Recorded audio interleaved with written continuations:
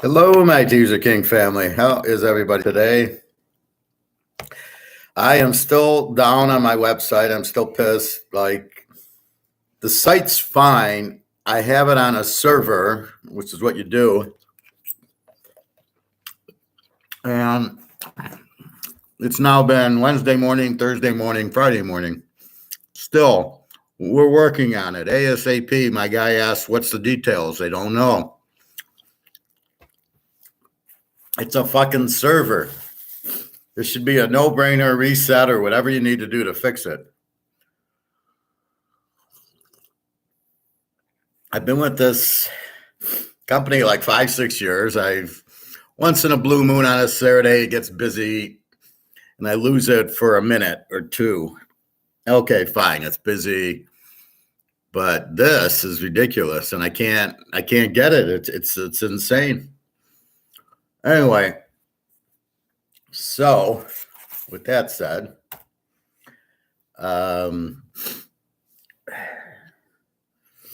we have an Egon video. He was on yesterday. That I recommend. Mark McGuire, another shitty show with that Bill Halter, you guys like him, right? Yeah, he doesn't even know what inflation is. There's a new inflation called price inflation. See, this is my problem. There is no such thing as price inflation. The prices of food went up. It is called the market. And the price of food went up because of the market. There's no such thing as price inflation. Or it's not a good, whatever it is. I want to call it an artichoke. Not a good avocado. So, with that said, Egon show is good. So this is what bothers me. There is no such thing as price inflation or wage inflation. I don't know where they come up with these. They're clearly Keynesians. This is what I have a problem with.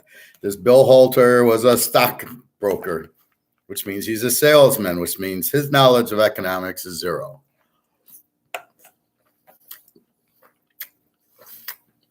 So what do you want to listen to him for? You like him. He's a salesman. Of course you like him. But I don't smell what he's cooking because what he's doing is not accurate. He's leading people on. He doesn't know what he's talking about. And I'm listening to him and Mark McGuire, and the two of them are clueless.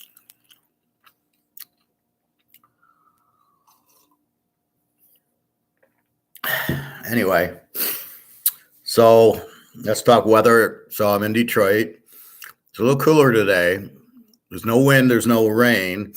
But when I was getting out of the pool, there's a TV and it had today's weather for the high school football games. So it's supposed to get windy and rainy tonight.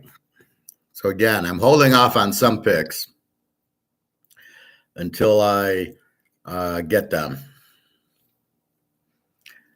We had Kansas City -4 yesterday, which won. Finally hit a Thursday night game. So excited. My lock's a pro lock, which I don't think will be affected by the weather.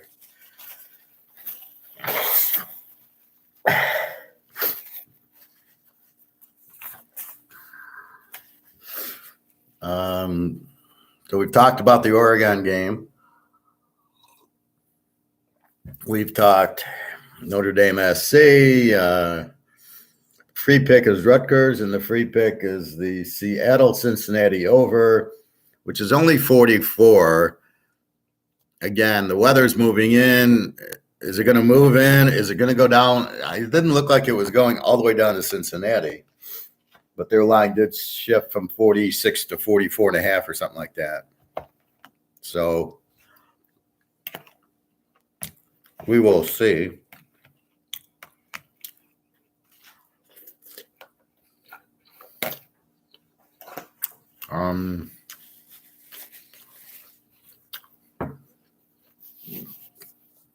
Houston beats West Virginia in a pretty high-scoring game yesterday. And SMU beats East Carolina 31-17.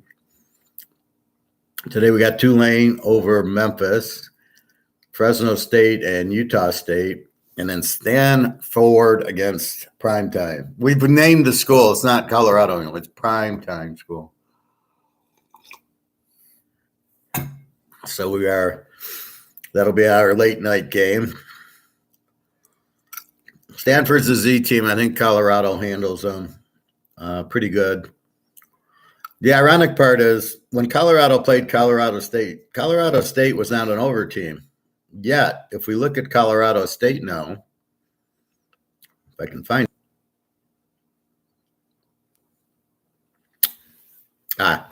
they are now an over team.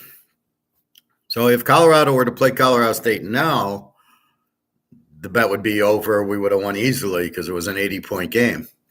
But at the time, they had played USC or somebody strong, and they didn't score. They gave up a bunch, so they looked like a Z team. This is the problem early in the year.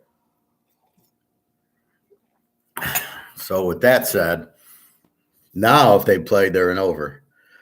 So I'm looking for like Oregon, Washington's West Coast shouldn't be a weather problem. Iowa, Wisconsin, I don't think will be a weather.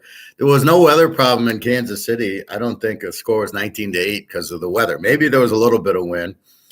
But watching Buckner kick the 60-yard field goal, and everybody won with it because they were laying 10.5 and 11, and they win 19-8. They win by 11.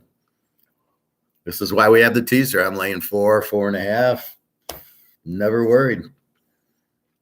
Was surprised that KC only got 19 points, and I'm warning you that KC is a very strong defensive team. So I am warning you that they're not the typical over team.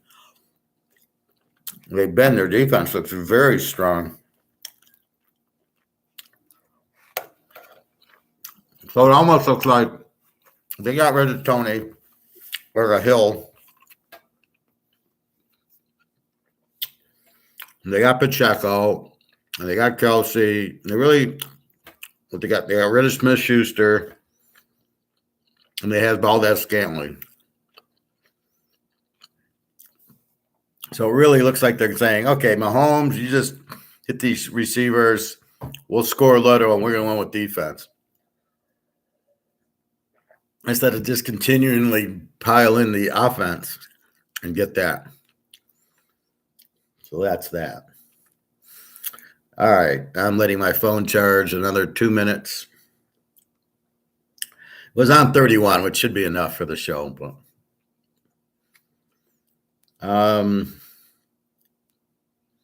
Egon was very good. We'll walk through Egon. It's 17 minutes. We'll just walk through, I think, from the 10-minute mark on the last 5 minutes. McGuire's not worth watching. It really doesn't make sense. All right, off to the gold store. So it's $2,000 for the ounce. I bought it. Gold was up $40 today. I didn't care. I was hoping to get a quarter ounce because I'm not working. And because I'm not, I said, okay, I will, But then I said, so I paid $2,000. I had cash for the half ounce, $1,000. So I put the other $1,000 on the credit card. And I said, okay, I've been paying the credit card down. We'll put that on the credit card. That way I still have my cash to buffer me through what looks like a quicker and quicker way that the collapse is happening, that gold will go up much quicker. Now, if you notice on the bottom, there's this little, like a maple leaf or something. See that little symbol there? Where is it? I can't. It's right above the 1 in 1 ounce. I know it's a little, we're getting a shine. You can see it there. So first I thought, oh, there's a scratch on it or something. But when you look at it, no, it's actually a maple leaf. So it's a maple leaf in the maple leaf right there. So you can see it's a maple leaf. And yeah, another 1 ounce, $9.99. And it's a 2023. It was nice, shiny. I showed it to Daria. She says, wow, that's really pretty. I go, you're damn right. They're all pretty. That's why we buy them. So they had 3 or 4 maple leaves, 3 or 4 Indian. So they're besides the eagle, there's the Indian, which I don't like. I'd rather get the eagle. And then he had a bunch of little 1 ounce Swiss bars, the little flat bars. He had 5 or 6 of those, and then 5 or 6 of these 5 gram, which are like just over a 1/4 ounce. Well, I don't want those. Again, I got to explain what a gram is versus that. Hey, the real D. Yeah, Michigan sweater today. That's okay. I don't have a lot left from Alabama. I got a Michigan one and I got a Bellagio one. But anyway, so we'll wait on the weather. So there's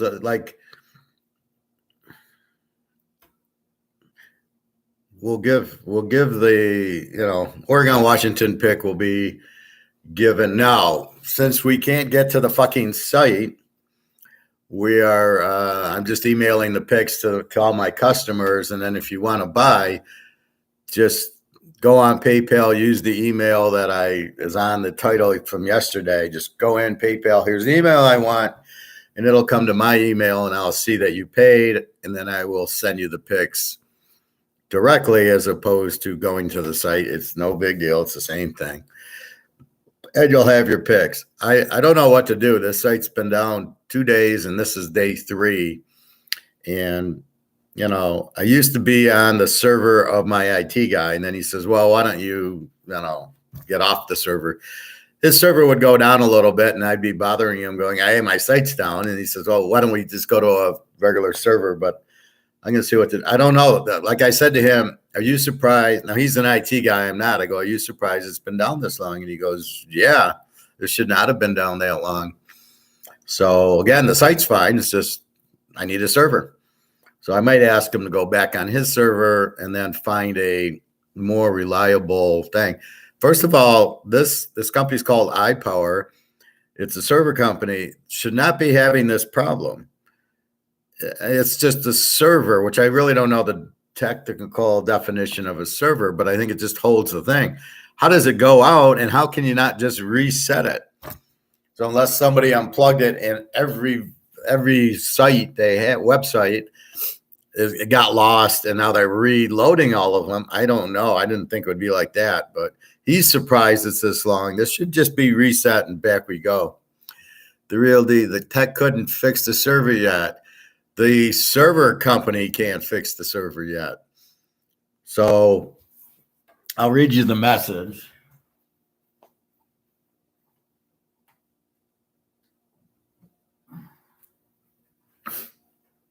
All right, so here's the message from my guy.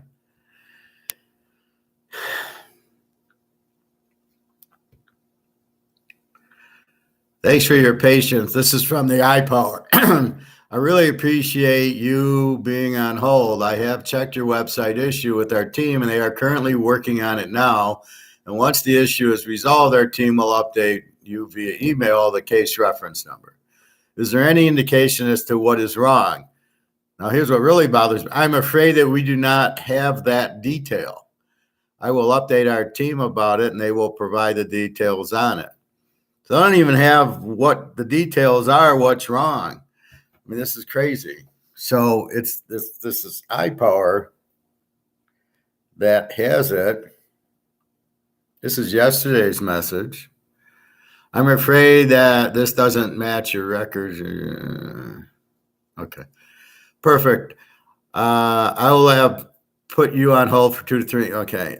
Thanks for your patience. I can see your site is down and can't see the previous agent has escalated this. So the help desk looks at it and they don't know what it is. They escalate it. and the escalation team can't do it. So I'm waiting for the team at iPower to reset the fucking servers so the site, because there's nothing wrong with Teaserking. But if there's no server, you can't see it. So I'm kind of pissed. I keep going in, checking it, right? So I go in and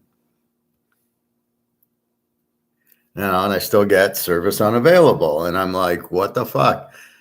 So what's an HTTP error 503? The service is unavailable. What the fuck? And why is this taking so long? There should be, reset. Oh, it's 10 minutes. This should not be taking this long to fix.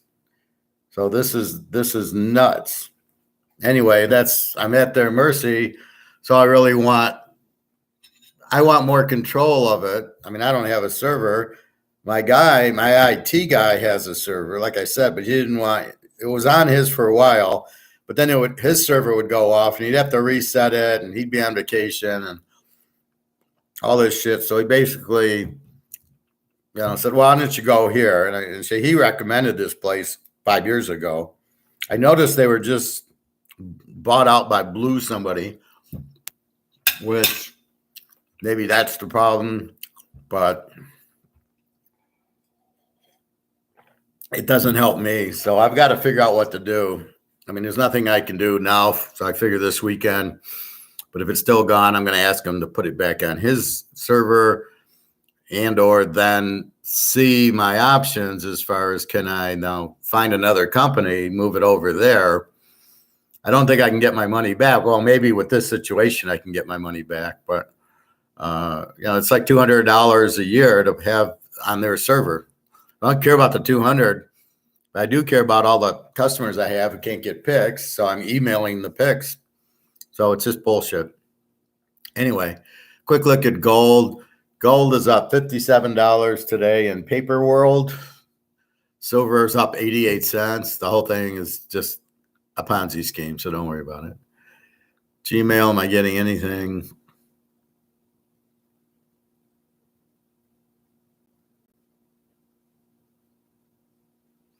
No, nothing there. Okay, so let's go to the college line now.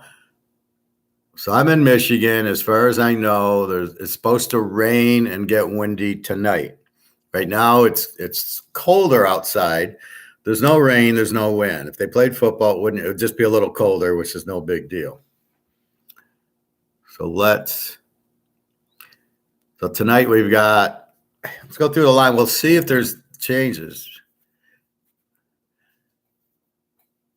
Hey, Bobby Bo. Got your present, Bobby Bo. Off to the coin store today. A 1 ounce maple leaf with the queen. I guess the king's putting his picture on it at the end of the year. So this is that. So I showed it to Darius. He said, "Oh, that's beautiful." And I go, "You damn right it's beautiful." So here's a 1 ouncer. He had about 3 or 4 of these, plus some American ones, and nothing else. And I wasn't going to buy it. I got $1,000. Well, what does it look like? Yeah, this is Canadians. It's the only thing they do right. They make a lot of gold. Not right now. If I can buy gold, I'm going to buy it. It's like I've had 3 steaks. I don't want any more steak. I want to start eating dessert or salads or soup or whatever. So I've had enough silver. I got 600 ounces. So what's the point of getting more? I'd rather get more gold, because gold's going to jump up, and it's easier to take to Switzerland. It's easier to get on the plane, and it's worth a lot more. So right now I'm just going to stick with some gold. Well, it's not like I own a lot of silver, Bobby. Stop. Don't worry. There'll be a point I'll start buying more silver. Right now, I bought so much silver that I just don't. I think I'm getting out of the dollar. So let's put it that way. So I'm selling my dollar to buy the gold, or to buy the silver. It's the same thing. Actually, silver might be a better buy in the fact I can get 20 of them for 250 or 10 of them for $250. They go to 2,000, and now it's worth 40. It's worth $20,000. This is $2,000 that has to go up to 20. So, that's what you're really basing it on. But I think at the end of the day, you can't lose in either. I just think I have a lot of silver, and I think I'd want more gold.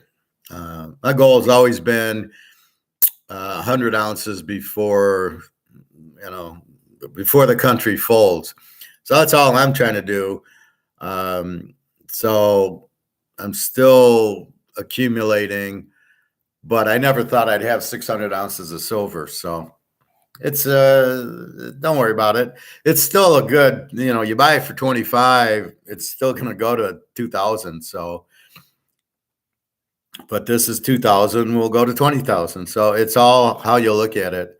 And that's what I go. So anyway, there's an Egon video I'm going to show you. Mark McGuire was terrible. He had Bill Holter on, and Bill Holter is coming up with a new thing called food inflation. Bill, what the fuck are you talking about? There's no wage inflation. There's no food inflation. There's no house inflation. The only inflation there are is when you print too much fucking dollars. This is the only inflation you can have, is you inflate the money supply and it loses value. That's it. There is no food inflation. There's no wage inflation. What the fuck is wrong with these people? And that's the problem. And they introduced this Holder guy, and all he is a stockbroker. See, these guys are just salesmen. They're trying to sell their gold to you. Egon isn't, and neither is Alligator. Mark McGuire is a little bit, but he brings on these stupid guys that are stockbrokers that don't know anything, and they certainly can't explain it. And when they start explaining as food inflation, they're out of their fucking minds. See, somebody with my intellect can catch that. You guys watching it can't catch it. You hear food inflation, you go, yeah, food's up. But there's no such, it's not a real logical word, term, or method. There's nothing about it. It's the dollar's inflated, and then the effect is higher prices. Of course, the prices of food are up, but it's not inflation. It's the market. We're the marketplace. We determine if this goes up and down. And as I've said, it's not necessarily going up. If people can't afford it, it has to come back down. I saw a 2-liter Pepsi, Diet Pepsi, in the grocery store the other day, and it was down to $1.99. What happened to the $2.99? Nobody can buy it. So they had to lower their price, put it on sale. That's what they do. So don't tell me there's food inflation. It doesn't exist. It's just the dollar is the only inflation there is. Don't worry, Bobby. We got plenty of silver. Hey, Prophet, do you think Notre Dame has any chance of making the playoffs? Nah, not with 2 losses. Not in the way the playoff system's set up. No. Because whoever wins Michigan, Ohio State will be in. Whoever wins, probably whoever wins Oregon, Washington State. Oregon, Washington. Whoever wins the Pac-10 should go. And you got Georgia. And the way it's crooked, you probably have Alabama. I thought Notre Dame was good, but they should never have lost to Ohio State. And how did they lose to Louisville? So I'm going to say Notre Dame has no chance. I think they have bad coaching. I don't think they're using Hartman right, just like Miami didn't use Van Dyke. That was ridiculous. Oh, and I got that Miami play. You will like that. So let me do the line, and then I'll get into the YouTube stuff. That means I'm all over USC plus 2.5 tomorrow night. I wouldn't say that either. The game's at Notre Dame. They're not going to just fall apart. The fact they can't make the playoffs, they're still at home. God's there. Jesus will be there. Lou Holtz will be there, which is the same thing as God and the other. The Pope will be. I mean, they're not going to just fall away. USC's got no defense. I would not use that as a criteria to bet your games if the team can make the playoff or not.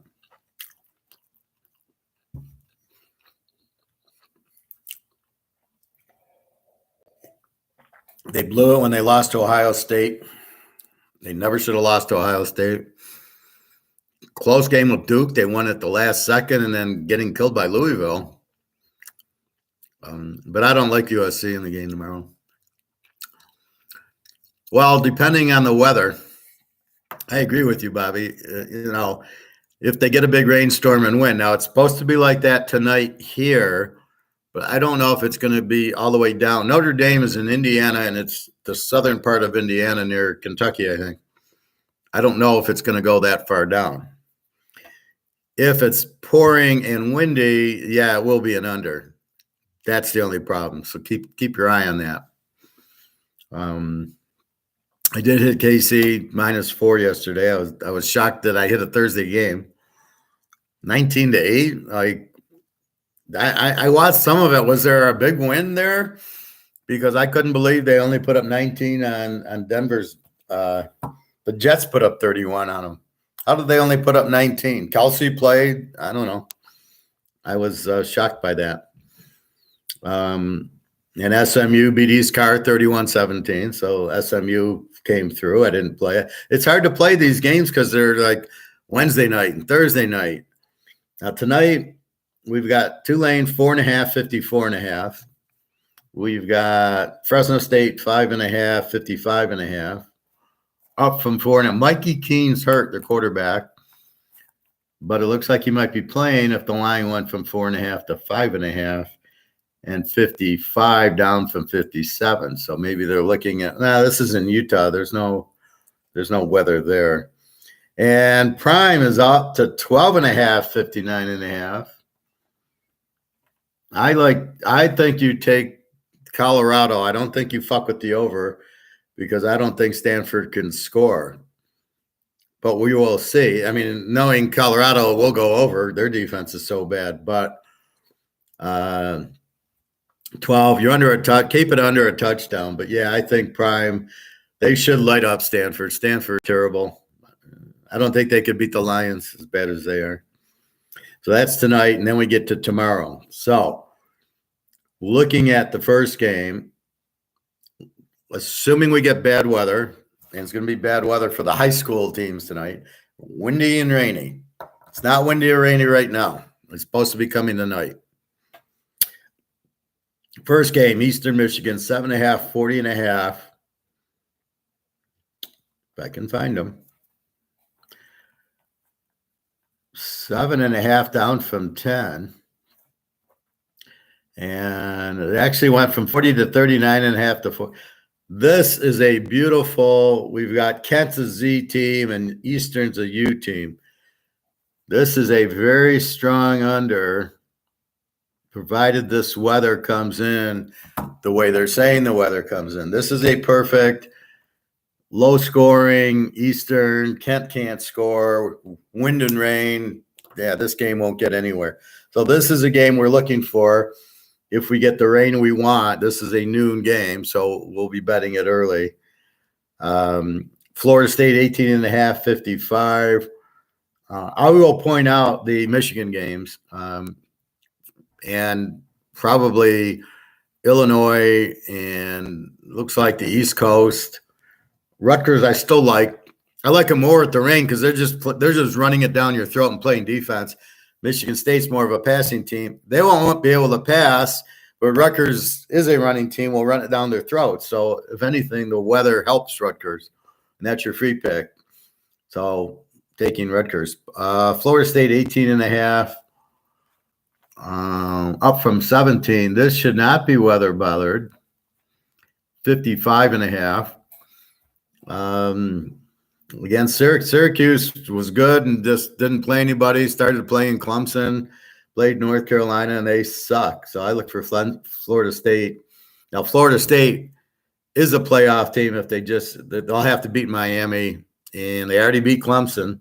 They already beat Bobby's team. So if they can beat Miami with that coach, I twittered that. I said, this guy should be fired. And I'll show you the play. And it's just, first of all, there's two things wrong. First, he took the snap and he handed it off. Second thing is, it was not a fumble. The guy was on the ground with his elbow, and they ripped it out of him when he was on the ground, and they called it a fumble. He didn't fumble the ball. Now, what was he doing? And then the guards like pushing him, like, what are you doing? There's 30 seconds left in the game. Stop pushing. We just get away. Oh my God, just pure idiotics. Anyway, Florida State's an A team. Syracuse, what looks like a good defense, but it didn't show up against Clemson, and it didn't show up against North Carolina. So I don't buy the numbers I'm looking at. We're obviously against bad teams. Michigan, 33.5, 45. This hasn't moved. This should not be affected. As I said, they're about 200 feet down in a bowl. There ain't no wind getting to this field. You walk in the stadium and it's street level, and then you walk down like a half mile. So the wind's on top. The wind's not getting into the bowl. So this game will not be affected by wind and the rain. So it'll probably be low scoring anyway. Michigan's laying 33. I like Michigan initially. 45, I think, is a little low because Indiana's kind of weak. But with Michigan, that 7 defense, it's unbelievable. So probably be low scoring if it's raining out. So I will take it. It's all of 20 minutes away, so I'll just look out the door at 11 o'clock and see if it's raining or not. Rutgers, I gave you 539.5. We like go Rutgers, beat Army. Cincinnati, this could have a weather effect. 44.5, 42.5.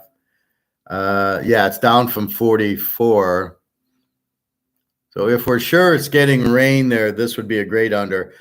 Now I can get revenge on my Iowa State under, as I always play them. Hey, G, how are you today?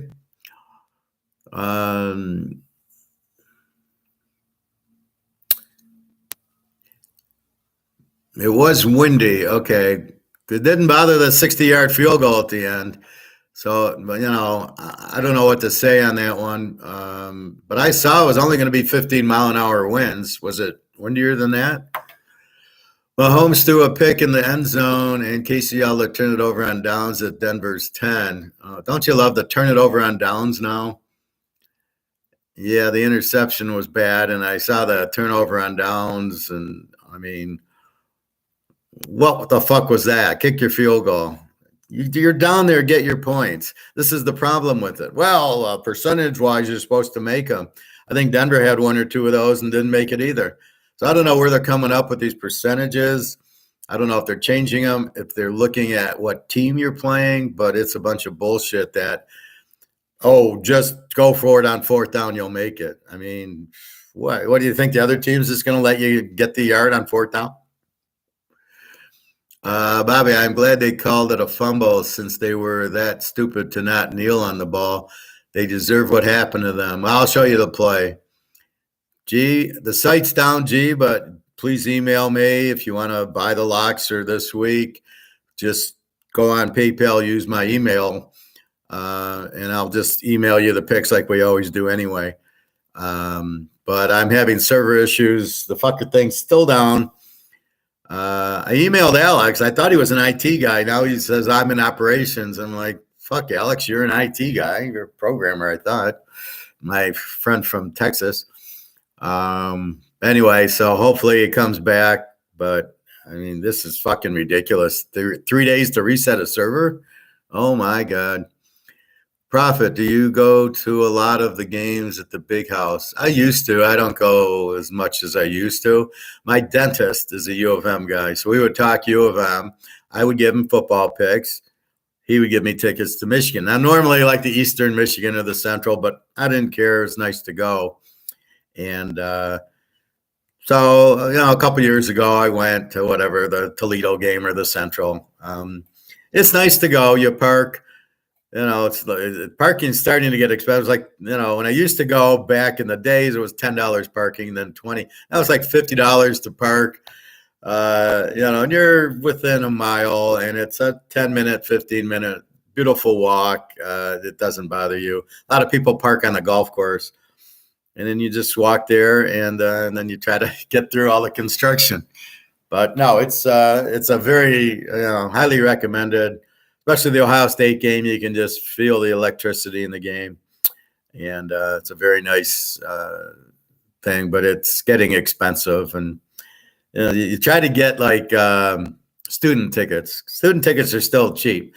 So if you gotta, you can probably just go up there and just buy them, except for the Ohio State game or the Penn State game or the Michigan State game. You can probably just go like this game against Indiana. You can probably just walk up, especially if it's raining out, and just get the tickets cheap.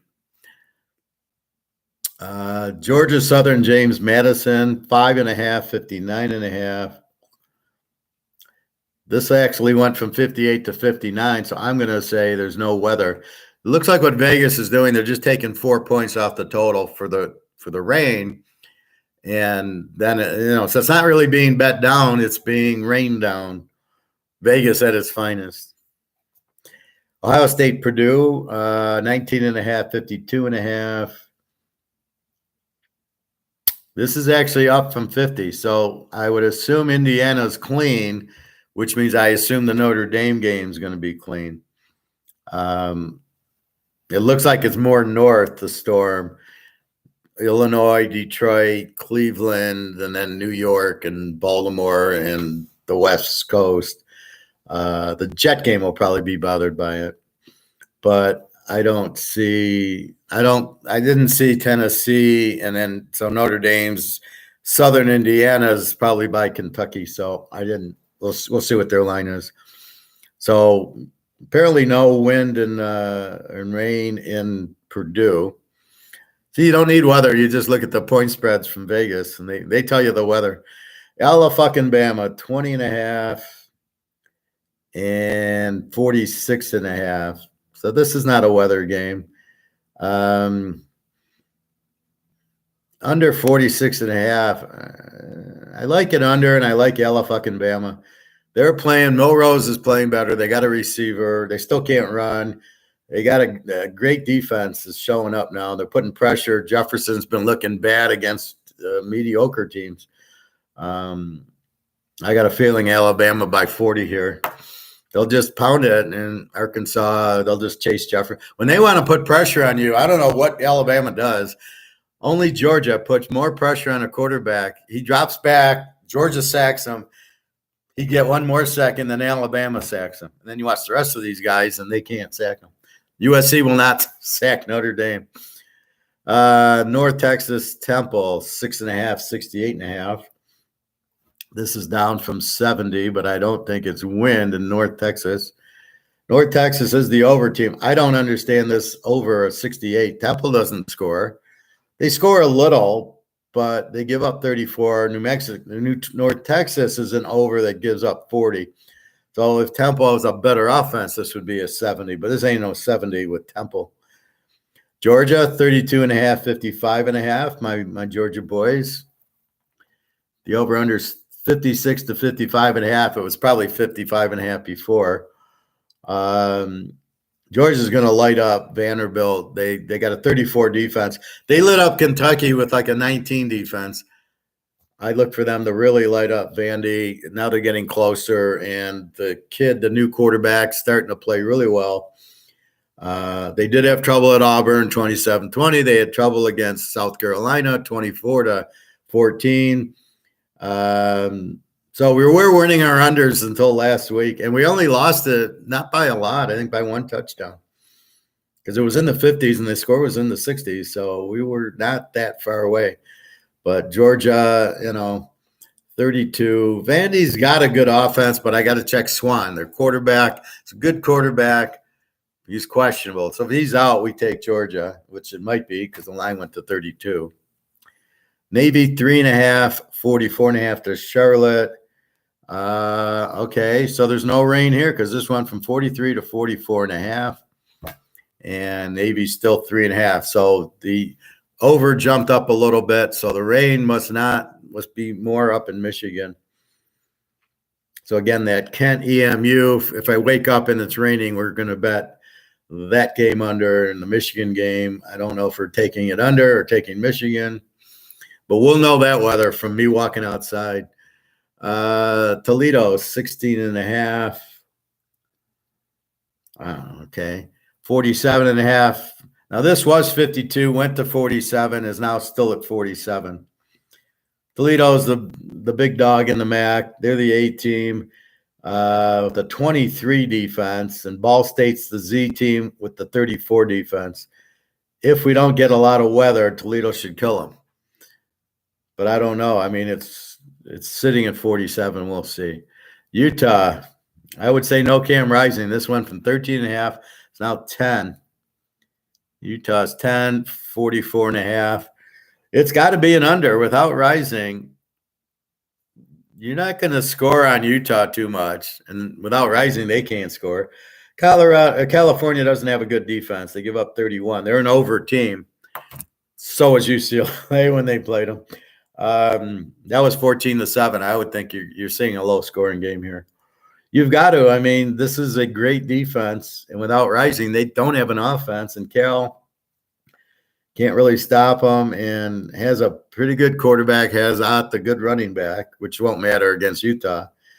So Utah will probably figure out a way to keep the ball because of this weak defense from Cal. But this is not a weather game. This is 45 because no Rising. And at least I haven't heard. We'll listen tomorrow morning if Rising's playing. I don't know why they can't tell us now. Why is it always 20 minutes before game time? Now, I don't know if the coach is fucking around with the other team leading on that Rising's playing, and then he doesn't come out. So I don't know what's happening. Maryland, 13.5, 51.5. I guess the weather calmed down here. This was a 53-51. I thought Maryland was going to get hit, but it doesn't look like it. It's 51.5. So you get a good Maryland. Maryland should kill them here. Illinois is terrible. No offense. They give up 29 a game. And Maryland's an 18. They played Ohio State pretty good. They went to Michigan State and killed them. So they can score. And they have a good defense, and Illinois sucks. So if the weather is not a problem in Maryland, Maryland's a good play. This is like we finally got it figured out, and we get like a typhoon rolling through the U.S. coming from west to east, which weather goes east to west. So I don't really – the wind blows westerly, not easterly. What the fuck? This is from Russia? What is going on with this weather? Because it should not be going west to east. Tennessee 354.5. This is nothing to do with weather. Good game. You got Tennessee with an 18 defense, surprisingly enough. A&M with the 20, I think it's a 20 defense. Yeah. A&M looked really good against Alabama for the first half. They'll put pressure on their quarterback, and I like Tennessee. A&M's backup quarterback looks good. Better than their starter, so I don't really know what to do with this one. Probably a live dog for A&M, but Tennessee at home, you know how they get emotional. So over, hard to play over with two good defenses, but they're two A teams, so they have offense. So still work in progress what to do with these type of games. Normally it's take the dog. Virginia Tech, 1.5, 47.5. That number hasn't changed at all. Started at 48, it's 47.5. VTech 1.5. VTech is an E team with an over. They give up 27. Wake Forest is an under team. They give up 21. So I think they're a live dog here, Wake Forest. Florida, South Carolina. 2.5, 50.5. No change. I'm not expecting weather here. If it's not getting it in North Carolina, we're not getting it in South Carolina or East Carolina, which is actually in North Carolina. So what do we got here? We got South Carolina an over team with a 30 defense. Florida with a B team with a good defense. Not a great offense. Are they a live dog? Probably could be close. South Carolina's not really that good. We'll see Florida's defense, but I can't. Florida's not that strong. Penn State, 41.5, 54.5. That actually went up from 54. So there should be weather here, but I'm confused because we'll have to check tomorrow because there should be weather in Pennsylvania, but it's 54.5. This hasn't, it started at 58, so it went to 54. So maybe they've already included the weather. We'll have to see. I mean, I liked it. I liked it over. If they played in normal weather, I think Penn State would put up 60 points on them. But again, this weather doubt, it's really the wind. Run it down their throats, UMass, but we'll see. Troy and the Army. Professor, you went with Denard Robinson was the Michigan quarterback. I went when Archie Griffin was at Ohio State. That was when I first started going. And then, yeah, I think with Denard or the other guy with the dentist, that was probably 4 or 5 years ago. I don't think I've been to a Harbaugh game. He couldn't handle me. If I went to the game, I'd be insulting him. So he don't want to hear from me. I agree, Professor. My boy Saban can't be fucked with after a loss. Emma's running the table the rest of the way. LSU can pull it off. Well, they better find a defense because they got to get to Milrose, and they better figure out how to score on them. This Alabama defense looks pretty tough. All right, Troy 6.5, 42.5 to my Army team, up from 4.5. What's going on with my Army team? 42.5, down from 44. So this could be a weather game. Both teams have strong defenses, down to 20. Army scores a little bit more than Troy. I don't know. You can get Army as a home dog against a team like Troy. I gotta check that. We'll have to check the injuries. Why did the line move? Or is it just the Sharps who are betting against my Army team? South Florida, 2.5, 60.5. Bobby can report on this game. You should put the headsets on, be on the sidelines, Bobby. And you can go, okay, Professor, we got a real shitty quarterback out here. The coach has his head up his ass. You could have done the Miami game, and you could have taken the mic to the offensive coordinator and said, do you fucking have a brain in your head? Why are you running? Why didn't you take a knee there? And if he gives you this bullshit answer, just put him in a rock bottom and just, until he submits. Just lay the people's elbow on him and everything, like saying, what the fuck are you doing? You just cost us the game. And The Rock did go to Miami, so he's probably pissed. So we got that's Buffalo Bowling Green, another MAC game. Buffalo 3.5, 43.5. So this was 5, 3.5, but the 43.5 stayed.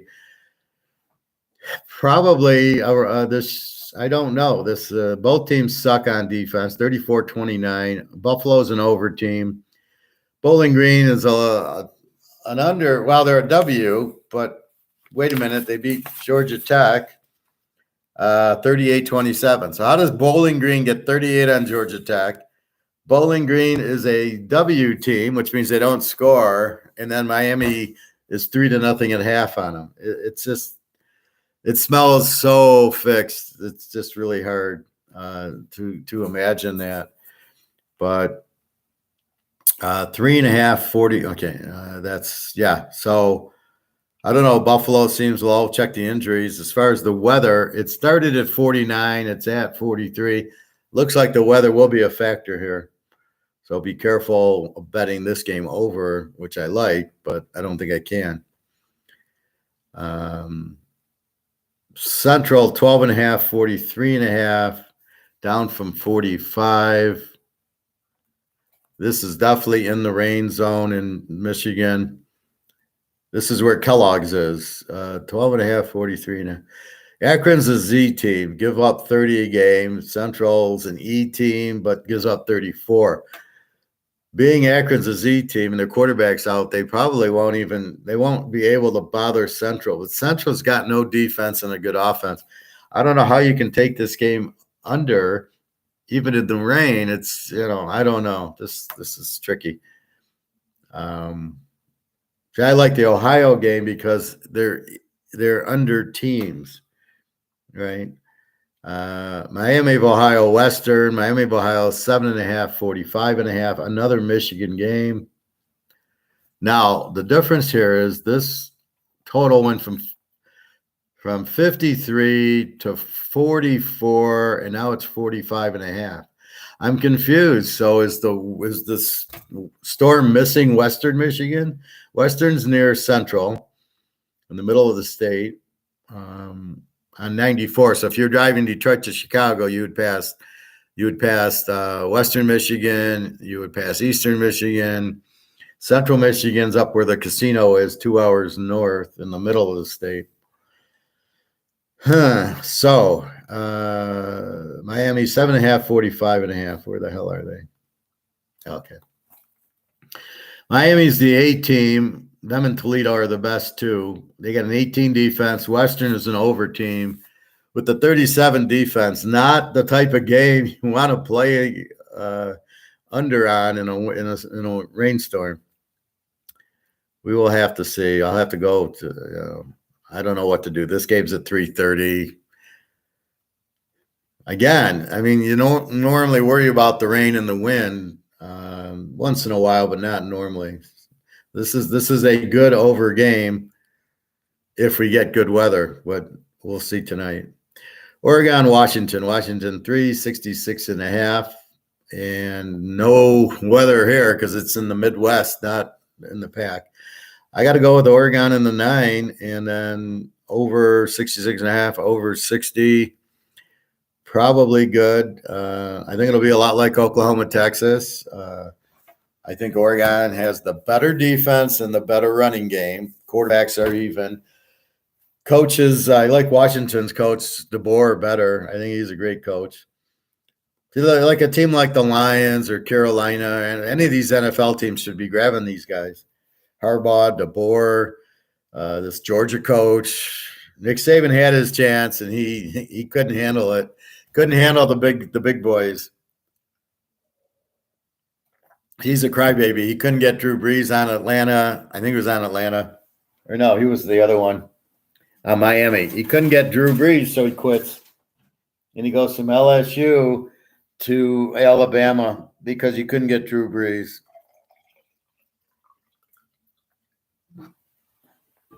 But the best story is the Nebraska coach not wanting Joe Burrow. Said, well, you can play safety, and Joe went to LSU, and now he's Joe Montana. And what happened to the Nebraska coach, Frost? Oh, yeah, he's out of coaching. No eye for the quarterback, and he's a head coach. Really amazing. So I think this game's 34-31. This will be right around in the 30s. Very tight game. I can't imagine Washington blowing them out here. Too much running and too much defense for Oregon. And remember, the key to me is they held Prime 42-0, basically. Late touchdown, I don't care. 42-0 over Prime. Nobody 42-0's Prime, right? So they got a defense. Washington hasn't played Prime yet. I don't know if Washington, they beat Michigan State, who sucked. Stanford, I think. Cal, Arizona, they beat 31-24, something like that.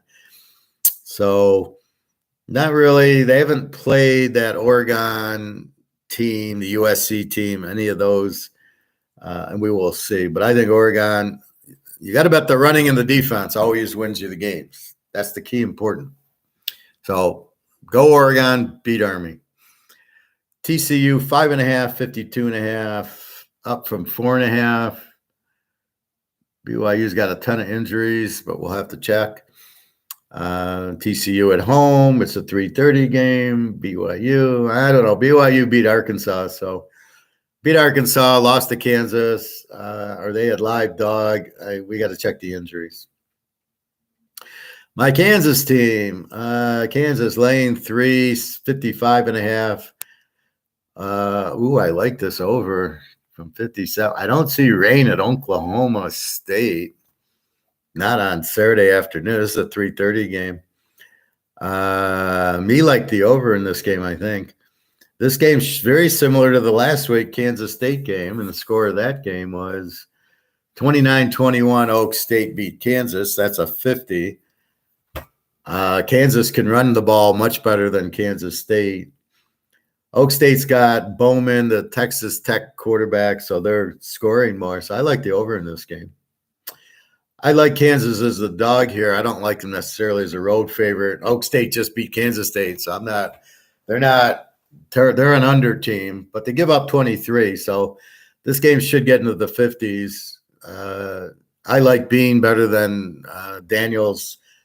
They're Kansas's quarterback, and then they got that running back who gained 250 yards last week. So look for him to go wild. So Kansas over, I like. Ohio, Northern Illinois, 5.5, 44.5. It was 47, so it's only dropped a few points for the rain. Ohio's an under team. Northern Illinois, pretty good defense. This will be the game in the rain. Now, Northern Illinois, I don't know if they get rain or not. If it's Northern Illinois or if it's down by Chicago, but I don't know where this is. If it's Northern Illinois, they might not be rain affected as much as Chicago area, which is Southern Illinois, Western Michigan, the Eastern Michigan, that whole line, Michigan State, Michigan, all those teams. Iowa, Wisconsin, 9.5, 35.5. Jesus. The spread's up from 34, and there should be no weather here. Wisconsin's way north of where I'm seeing. It's coming across Chicago, Detroit, Cincinnati. It's not really up in Minnesota, Wisconsin. And that's what I see it at. So I don't think it'll bother. Where the fuck am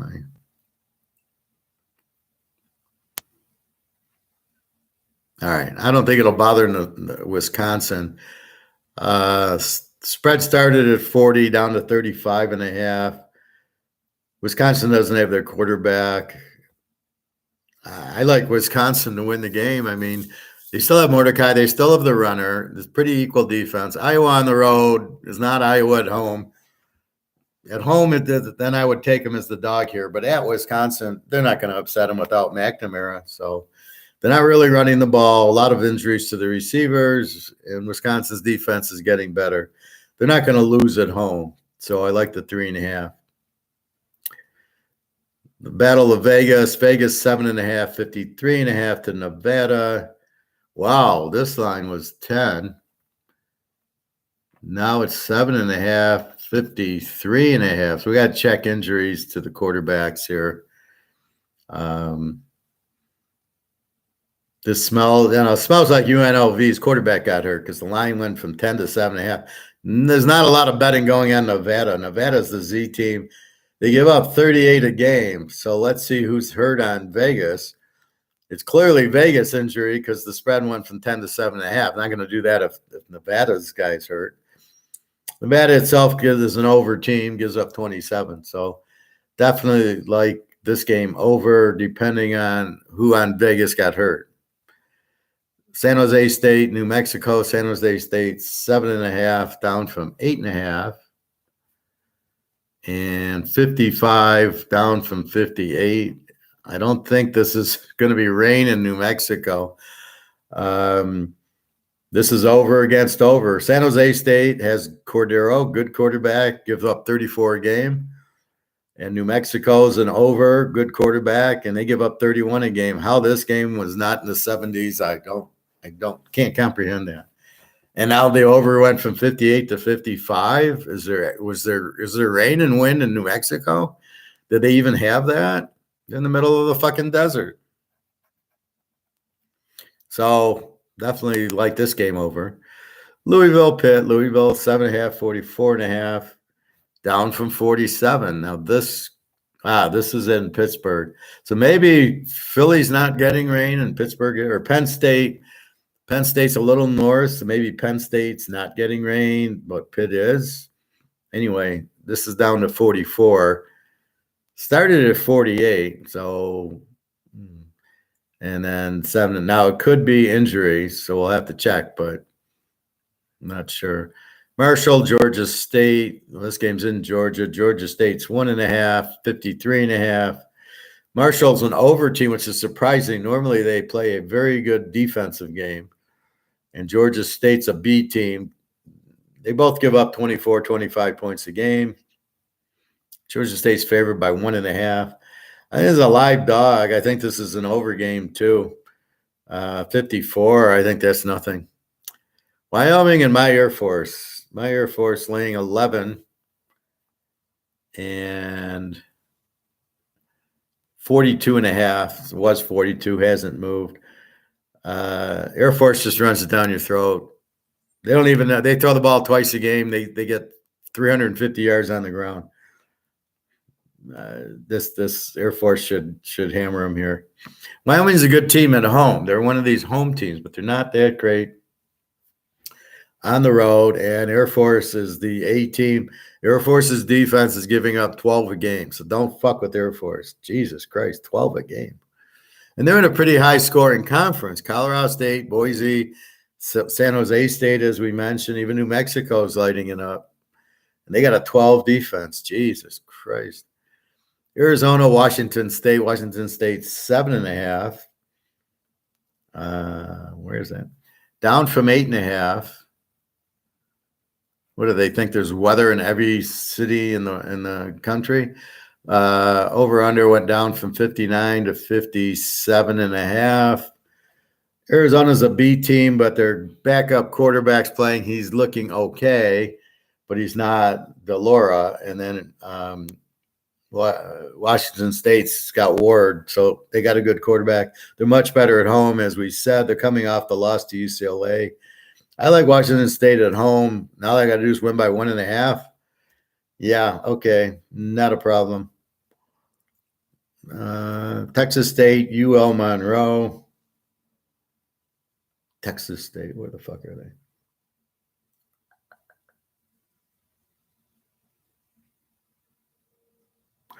Okay, 17.5, 63.5 hasn't changed.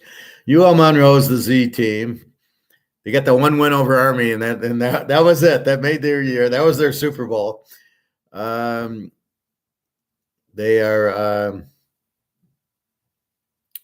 They give up 34 a game. Texas State is an over team. They score a ton, and they give up 30. Against anybody else, this would be an easy over. Against UL Monroe, unfortunately, it's not because they actually can't score. Minus 17, Texas State. Okay, I'm curious. Let's take a look at UL Monroe. Are they really this bad? Yeah, I think they are. They lost to South Alabama last week, 55-7. They lost to App State, 41-40. Texas A&M beat them 47-3. They beat Lamar, who doesn't count. And they beat my Army team 17-13, which I don't understand. So if we look at the last three games, they gave up 47 to A&M, 41 to App State, 55 to South Alabama. So if we throw out the A&M game, they've let up 41 and 55, so their defense is gone, and they're playing Texas State, who beat Baylor. And Lou Monroe scored 40 against App State and 7 against South Alabama. So, yeah, I think you can pretty much take Texas State in this one.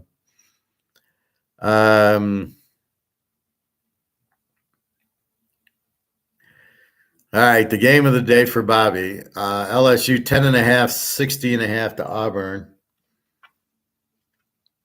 Down from 12. What's going on, Bobby? Somebody's betting Auburn on you, huh? Or are you doing that to set the line so you can come over the top with the big $1 million bet? You can bet your gold on LSU at 10.5. Sort of like Comex, Bobby. You're Comexing it down so you can get the spread down so you can bet it. just like Comex, 10.5, 60. Auburn's a B team. Give up 18 a game. Held Georgia to 27. Got to play Alabama later. You got LSU scores a ton, gives up 32. You got to fix that defense, Bob. You better get out there coaching them. You can't tolerate this 32 defense. So with that said, and the fact that Auburn held Georgia to 27-20, I think LSU's live here, -4, at home, at night, in the Bayou. Yeah, I think but why did the line go down? We'll have to check for injuries there. But basically, yeah, LSU looks real live here. Auburn doesn't score much. LSU can't stop the win, but they score a ton. So look for that. We'll go through injuries in a minute. Texas Tech, 1.5, 56.5. If I can find them. Okay. They're switching columns on me. 1.5, 56. That line has not moved. Kansas State's an A team with 21 defense. Lost 29-21 last week to Oklahoma State. Good coach, Gundy at Oklahoma State, though. Texas Tech, 1.5. They're a B team. They give up 23. So it's a pretty good draw. K-State can run the ball. Texas Tech doesn't know what running the ball is. Over under a 56. Jesus. Yeah, I think that's the way to go. K-State normally can score. They got a 21 defense, but Texas Tech at home will score, right? Look what they put up 30 on Oregon. So they will score at home. They're a little weaker on the road, as most of these teams are. And K-State's good running team, so they can score on you on there. And over 50. Jesus Christ, that's I got to star that too. That's ridiculous. Now, I don't anticipate weather at Texas Tech. I don't think Texas is getting hit by this rainstorm, just the Midwest. So they're just for the hell of it. They're lowering the totals on every team. Kentucky, 2.5, 50.5 on Missouri. I think we're over here. Yes, Kentucky, 2.5, 50.5. That's down from 51. Is there a weather problem in Kentucky? Kentucky's above Tennessee. We'll see the here's the Notre Dame game. It's 2.5, 60.5. That line was 66. I don't know if it went down for the rain or not, but it hasn't gone down since. So hard to bet under on a USC game.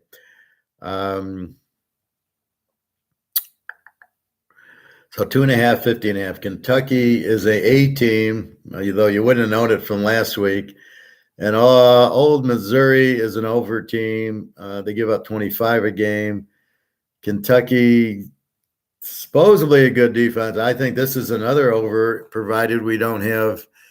Is there going to be rain in Louisville? Or no, this is Lexington. Is there rain there? I didn't really see rain. I don't even know if there'll be rain in Cincinnati. It looked like it was more Cleveland, Detroit, and that little area. So we will see. Miami, North Carolina. What do you do when you have the worst coach in the country? High school coaches could outcoach this guy. North Carolina, 3.5, 56.5.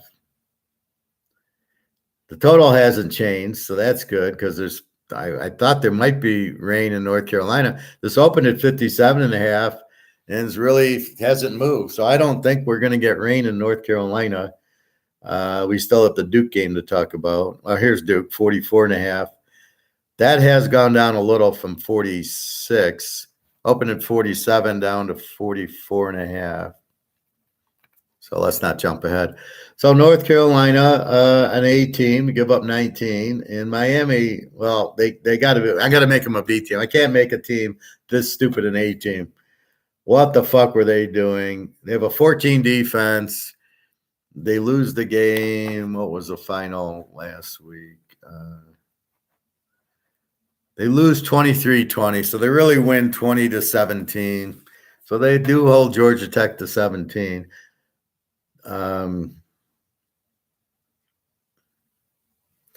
theoretically, this should be,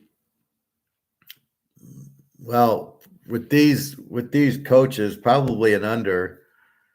You got a 19 and a 14, but I'm so scared because they're A teams.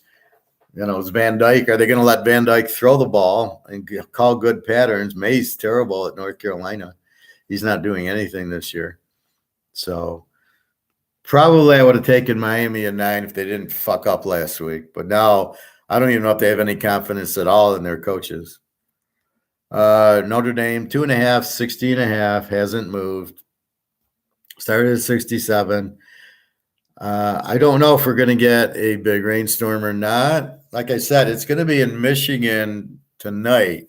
Well, it's blowing through, so it's already been in Notre Dame blowing out.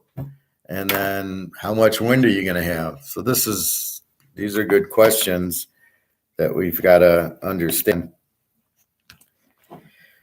So this will probably be on like ESPN where they'll go through the game. Maybe we can call Jesus and see what he's got on the weather. Jesus, what do you got going? Or maybe the Pope. He'll know. It's a Notre Dame home game. It can't rain there. I mean, if it's just a little bit, it's clearly an over. You can't take USC in 8.5. Not with this defense, as we said. USC gives up 27 a game. And against Colorado, they gave up 44.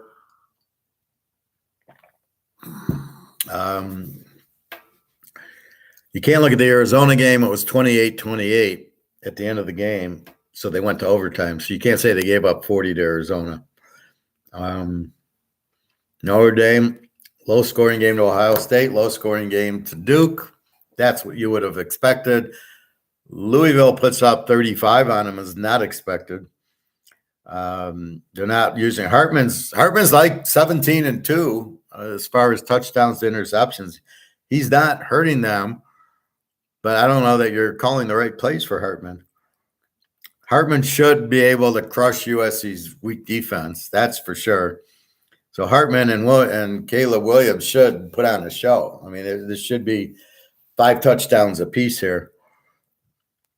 I don't think USC, even if it's raining, they're going to still. That's all they got. They're going to have to throw the ball.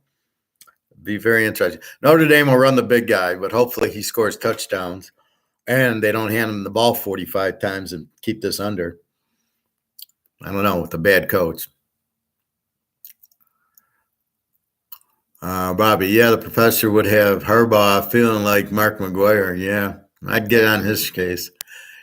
Prophet, did you ever see Tom Brady start for Michigan in person? He never started for Michigan. It was always Drew Henson. Well, his first year was Brian Griese, 97, and they won the title. And Charles Woodson had that game against Ohio State. I don't think I went in 98 or 99. But I don't think Brady started maybe 1 or 2 games. So it went from Brian Griese, then in 98, here came Drew Henson, and he was the starter. And he was a superstar, but he never was really that good. And then he signed with the Yankees, and then I think Brady was the starter his senior year. But he had trouble starting because the coach kissed Drew Henson's ass. And Drew Henson was better than Brady in college. When Brady would go in, you'd go, it was like the Brady bunch. Like, who's this Brady guy? You didn't know who he was. And you couldn't figure out why Henson was coming out, even if he threw 3 interceptions. You never got that Brady was Brady. Which is probably why he was so pissed when he finally got on there. Like, I got to show all you people that I'm good, even though I look like shit. So I like the over in this game, unless it's just – I'm kind of waiting to buy. I'm going to play it. I want to play it, but I'm like, is it going to be rain and wind in Notre Dame? So it's 7:30 at night. It actually might not be rain and wind because it's going to blow through. It doesn't. When you get a high wind, it doesn't just stay high wind. It's blowing through. So I don't think by 7:30, if we're getting rain tonight, I don't think it's going to bother Notre Dame tomorrow night. Duke, NC State, Duke 344.5. You got to keep an eye if Riley Leonard plays the quarterback. He got his ankle rolled up on last week, limping around. He did walk off the field. If he plays, I like Duke. If he doesn't play, then I like the under because they got a great defense, as you saw. NC State, pretty good. Duke's got an 11 defense, so you're playing the game under or Duke. If Leonard plays, I like Duke. If he's out, we don't know who the backup quarterback is. We got to go under, figuring they're going to run a lot. And Leonard doesn't throw up a lot of touchdowns anyway. He's a good quarterback, but he's only got like 3 touchdown passes. He's not like he's got 15. So they are a ball-controlled defensive team. They got a swarming defense. This is probably a real good under. If Leonard plays, I'm going to play Duke. UCLA, Oregon State. Uglia Buglia against Chip Kelly. Oregon State, 3.5, 54.5. Hasn't moved. I like the game under. I like UCLA as a dog. They went to Utah, lost 14-7. The kid it was a freshman quarterback, their new quarterback, threw a pick six the first play. That was it, 14-7. UCLA with a 12 defense. And Oregon State's a 20, which is pretty good, but they were better. Yes, last year they were like a 14 or 15. So UCLA will definitely keep this game close and low scoring. UAB against UTSA. UAB, the Dragons. UTSA 9.5. Frank Harris had a big game last week, finally coming back from his toe injury. And the over-under's up to 67. And this is clearly an over game. You've got over UAB giving up 36, over UTSA with Frank Harris back giving up 30. This will be an 80-point game. And this is the games that we look. This is really the best games on the board. Are these kind of Mountain West, Conference USA, decent teams, no defense, and they just go. They don't fuck around trying to run the ball. They just score. Not like Miami last week where it was, that would be like this game being 3-0 at half. I would fucking, what are you supposed to do? They give up 36 and 30. How can this not be a 30-point game at halftime and a 67? So another one of these over versus overs. Here we go again. Colorado State, Boise State. Boise, 8.5. We got to check Colorado's quarterback, 60, over and over. Another Boise gives up 30. Colorado State gives up 36. They put up a lot on prime time. Colorado State, they're at home in the mountains. Another easy over 60. I mean, these overs are a joke for these teams. The line went. We'll have to check the injuries on this game. I'll go through all the injuries and just look for quarterbacks, but I know most of them by team, by name. So I know Frank Harris on UTSA. If it's somebody else listed as injured, who cares? Because there's some of those guys, and I've checked out who the fuck's this guy, and he's not. It's like a fifth stringer. And last but not least, Hawaii. San Diego State is 6-53. The line has not moved. San Diego State's actually a Z team, but they played UCLA, and I think they played another Oregon State or somebody.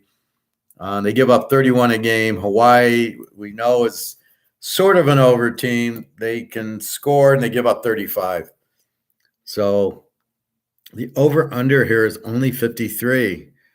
What the fuck? Now, I know San Diego State doesn't score much, but against Hawaii, they should be able to put some points up on them. So there you have it. So if we look at the rain game,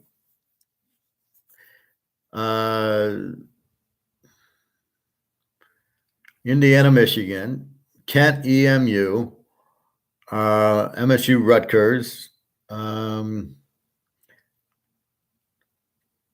Toledo and Ball State.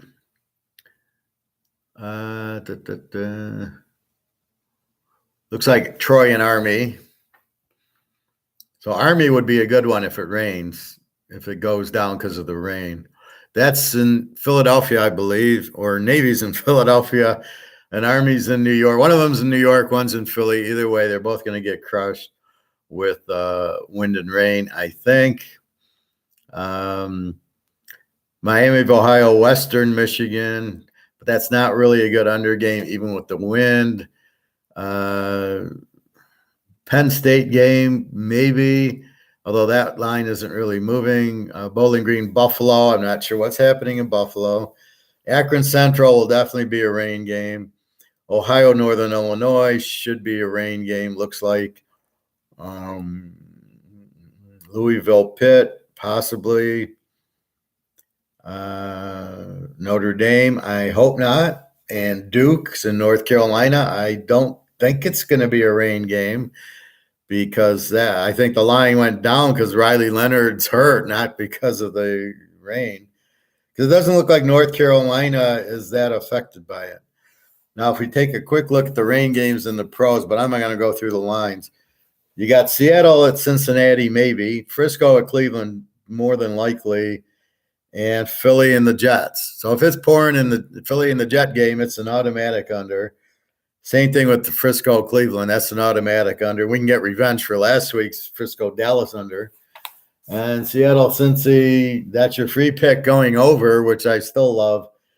Burrow looks better. Burrow was wearing like a sleeve on his calf, and he seemed to be much, much better. And Seattle, Coach Pete, he can run, he can throw. I don't think the wind can handle. I think Coach Pete can handle the wind. He's been doing it long enough. He used to coach at New England and stuff like that. So it's down to 44. So 38. Yeah, even in the rain, they'll get to 38. So we will see. But a lot of the Minnesota-Chicago game, we'll have to see if that's it's 43.5. We'll have to see what happens. Houston, no. Jacksonville, no. Miami, no. Oakland's indoors. Tampa, no. The Rams are in LA. Buffalo, maybe, and then San Diego. So there's only a few pro games to worry about. And by Sunday, it probably will blow through. So really, it's like here, it's starting tonight. If it was really that windy in Kansas City, but I don't agree that it was. Buckner's hitting 60-yard field goals. You're not doing that in the wind. Unless the wind was going north and south and he kicked it with the wind, possibly. But that's about it. So tonight we got prime time. Lane the 12. Let's see what time's that game on. So we got a 10 p.m. on ESPN. Prime time against Stanford. Good luck, Stanford. They should light them up pretty good. They should get in the 50s. Stanford gives up 35 a game. The only problem is Colorado gives up 34 a game. That is the problem. So the problem, though, is Stanford doesn't score. So you can't say, oh, I'll bet it over. Have we know now if they were playing Colorado State, I'd lock the game over because Colorado State's an over team. Anyway, that game's 10 o'clock ESPN. You can all tell me how good Prime Jr. is as a quarterback, that he's better than Caleb Williams and Penix and Bo Nix and Hartman and Van Dyke. And I can laugh at you. Okay. So that is college football. Let me take a break from that and go to Egon.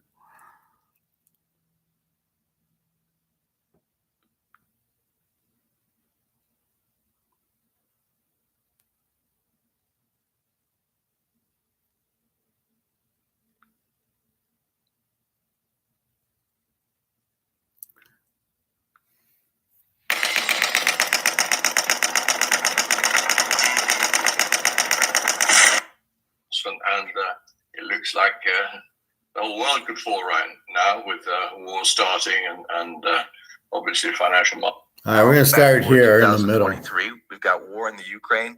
We've got major problems in the Middle East. and the U.S. is already talking about spending more money on military expenditures. So we have war and inflation today. It's no longer a warning. And the question, of course, is that we've had inflation since 71. Sadly, to your point, when gold rises, be careful what you ask for. You have to be prepared. It doesn't mean we like it. But this goes back to that point, Egon, war and inflation. Isn't that exactly where we are in 2023 as of this conversation? Absolutely. And what is so interesting is my cycle of experiencing markets and life is slightly longer than yours, of course. And my working life started at the very end of the 60s and early 70s. And of course, in the early 70s, we had then the gold window being closed. And since then, the dollar has lost 98% or 99% against gold, which is the only real money. But, we talk about the dollar so often. Remember that currencies is just a relative game. They're all in a race to the bottom. So there's no use talking about holding another currency instead of the dollar or the euro or the Swiss franc or whatever. The only money we're talking about is gold, of course. So don't look at other currencies as an alternative to the dollar because they're all going down at a rapid rate. But, what's interesting also, so we have this cycle that's returning now, the war cycle, the inflation cycle, the gold cycle. And I saw all of that in the 70s. I mean, I lived in the UK, the high inflation. My first mortgage was 21% for a while. There was a Middle East war again, an oil war. And gold went from $35 to $850 during that period. And and it's amazing how history repeats itself, even in the last 50 years. And if we can go back thousands of years, it's the same. But few people read history and always think it's different today. Stock markets always go up and property markets always go up. That is not going to be the case. And sadly, we're going to have a lot of surprises. And as we always discuss, Matt, that a lot of our people we speak to and some of our clients, they say, why isn't gold moving faster? Most of our clients are wealth preservation clients, so they don't worry about the price. But some people are.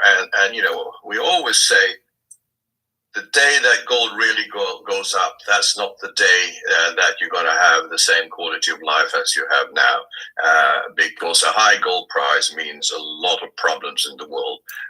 As we are seeing and have seen for a long time, necessarily problems, but also now geopolitical problems and war, and we don't know where this war is going to lead to. It could be very, very dangerous for the world. See, so now I got to argue with that comment. Gold is not necessarily going up because of the price of the collapse. Gold is being held down by derivatives in these JP Morgans. So if they blow up the derivatives as they should have been and have a fair market price on gold, there's no reason gold can't go up like the man. So what's saying is, well, we've got that Mickey Mantle card worth $60,000. So that means the economy's bad. How is gold any different than the Mantle card or the Tom Brady card or any of it? It's not. You can have high gold and high currency if you don't fuck around with the currency. If you get gold off of the paper and put it into physical, the demand for gold goes up. I don't know what he's talking about. The other part is war and inflation have nothing to do with each other. War doesn't save inflation. Inflation's printing the money. So you got to back it by gold. If you don't want to back it by gold, you don't need a war to fuck up everything with inflation. It's just that's not how it works. They're not related, and neither is gold with the currency. When gold goes up, we'll be in fine shape. They're still going to need, because the dollar's collapsing, gold will save us. But the world, since it's all paper, that what he's not saying is, well, if you go to Europe, the euro will be done, and the Swiss franc will be done, and so they just come out with new money. Hello, McFly, is anybody home? They'll come out with new currency, and that'll keep everything running. That's what you need, is the medium of exchange to buy and sell goods. The fact gold price goes to $20,000 an ounce is the same as a house going up, is the same as the mantle card going up. It makes no fucking difference. And again, these guys just don't get it. Gee, I gave you the free picks. It's Rutgers and the Cincinnati Seattle over. Those are your free picks. So at least as a if you want to protect assets, gold is now, and we are not gold bags. We're just seeing gold as the consequence of horrible management of the world economy and of the world political situation.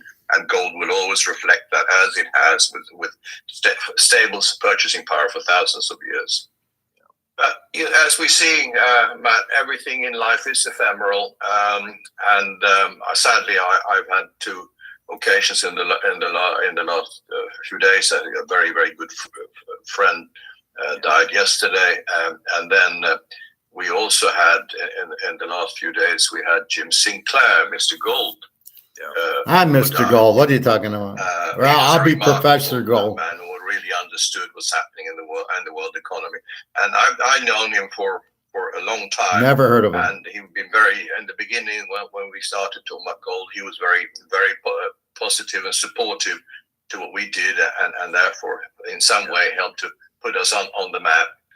And I met him many times, but he died a few days ago. So we want to pay tribute to Mr. Gold, because it's obviously sad for him that he didn't experience the move that is probably starting now. But maybe that was a sign in itself that he's done what he can, and now it can't. Yeah. So. Anyway, so we're back to gold, and that's what people should really think about now. If you don't have gold, or if you don't have enough gold, this is the time to really hold your gold in the right place, and with total control, and obviously in physical form, as we have been writing about, as we talk about on our website as well. So, Matt. A frightening period is coming. At the same time, we shouldn't be frightened in life. We should take whatever action we can, and then move forward and enjoy every day, which still gives a lot of pleasure to many of us. So, Matt, a final word from you. Well, I echo your sentiments. The personal experiences, like the loss of good friends and partners in the industry. This Matt guy's an idiot. Geopolitical stresses make us focus more on what really matters. We've always talked about it's more than just money. It's obviously the invisible things too. And gold still matters too, though, as preparation for us. And this is something you understood decades ago when we set this Matterhorn organization in motion. And remember, for most of our viewers, they are already informed about why they have gold. But as we talked about last week, or the last interview we did together, it's also important to understand not just why you own gold, but where to hold it and how not to hold it. And jurisdictions matter, and certainly Switzerland still remains the best. And staying away from the commercial banks and ETFs, which we've talked about. We'll talk about more in the coming months, and our new website coming out at the end of this year will have a far more easy explanation of this. But what matters is very important. That's invisible. Gold matters in a financial way and as a preparation way, but also how you own your gold and where you own your gold certainly matters. And these are things you understood decades ago as you came out of that moment in history. And so we're just doing the best to prepare for, sadly, what was expected: war and inflation and bad management of the financial system. Yes, absolutely. And, of course, that this is a movable feast, and this is a dynamic situation. Nothing is what it was before. The world isn't as safe as it was. It's more difficult to know where and how to hold gold, because things change quickly. But, this is, of course, where people need somebody who can not just advise them what is happening, but also help to shift the gold to a different place if necessary at just a day's notice. For example, I always worried about the Middle East, and I know Dubai is booming. There is a danger with that, and holding your reserve asset in the war zone area, dangerous. Of course, there are wars everywhere, but nevertheless, yes, one really has to all the time review how you hold your gold, where you hold your gold, and obviously that's where you need an expert like ourselves. Yeah. Matt, a lot to talk about in the next few months, I'm sure. So thank you for this time, and thank you to all our viewers, and see you soon again. All right, Egon. Bye, Egon.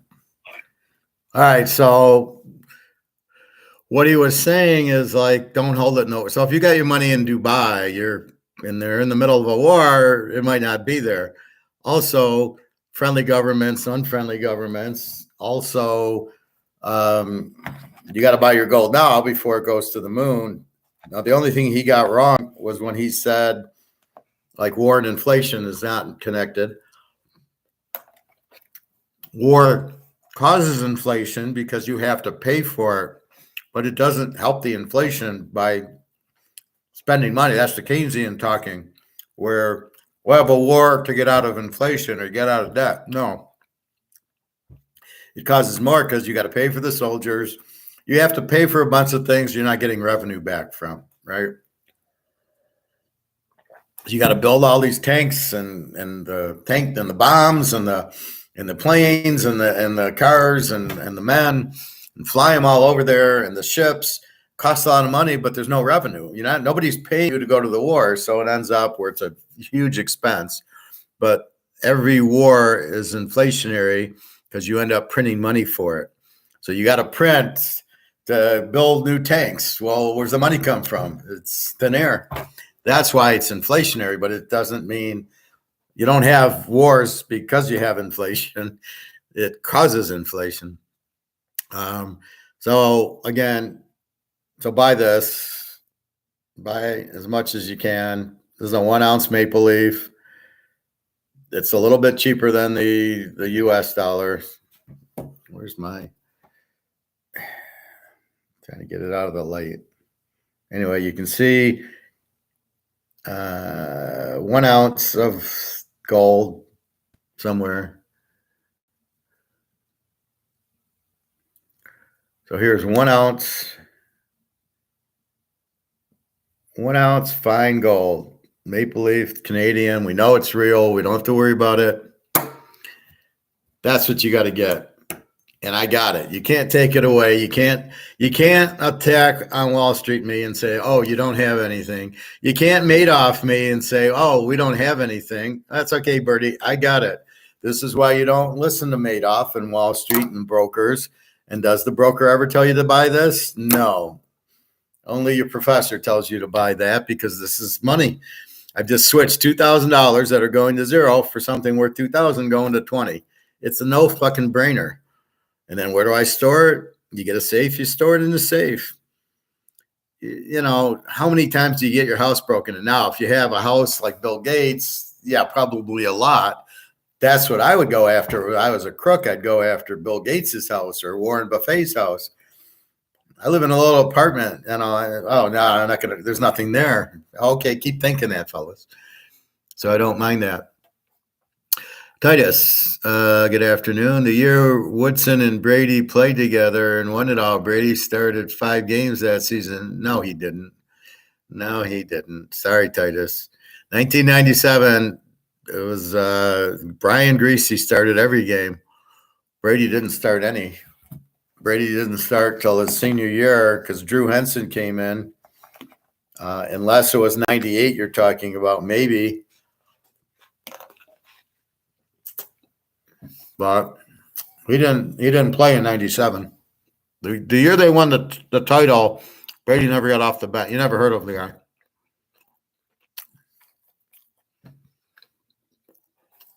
So this Kathy Wood idiot just went bankrupt. Oh, we're going to make all this money. She's a fucking moron. That's why I don't want you to listen to her. She just bankrupted her ARK investment. Oops, we're out of money. Goodbye. I never liked her. I never thought she was any good. I don't know what the fuck anybody. Kathy Wood just destroyed her ARK. This is what you've got to understand.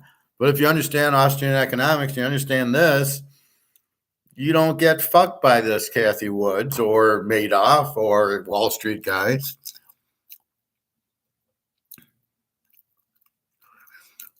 Thanks for saying so, because that's what I thought. What did you think, Titus, that he played or that he didn't play? Or are we talking about Kathy Wood? All right. I'm going to show you the stupidest play in the history of life. All season long. Yeah, this is the territory. I'm not sure. And you can take a knee on third down and take another one. But if you wait, actually, what? No, Yeah, it's you're under 4-6. Yeah, Take you're a good. knee. Like, Yeah. you should not be handing this football off. Right. I don't know what Miami is doing. That's it. Look at the time. Here's Cheney. Just straight ahead. Tackled and the ball popped out. See, he was down when the ball popped out. Read the card. I mean, to me, Georgia Tech has it with 26 seconds left. What the fuck was that? Okay, how is that coach not fired by now? Who does that? Who does that? I mean, I know junior high coaches that wouldn't. I played like ninth grade football.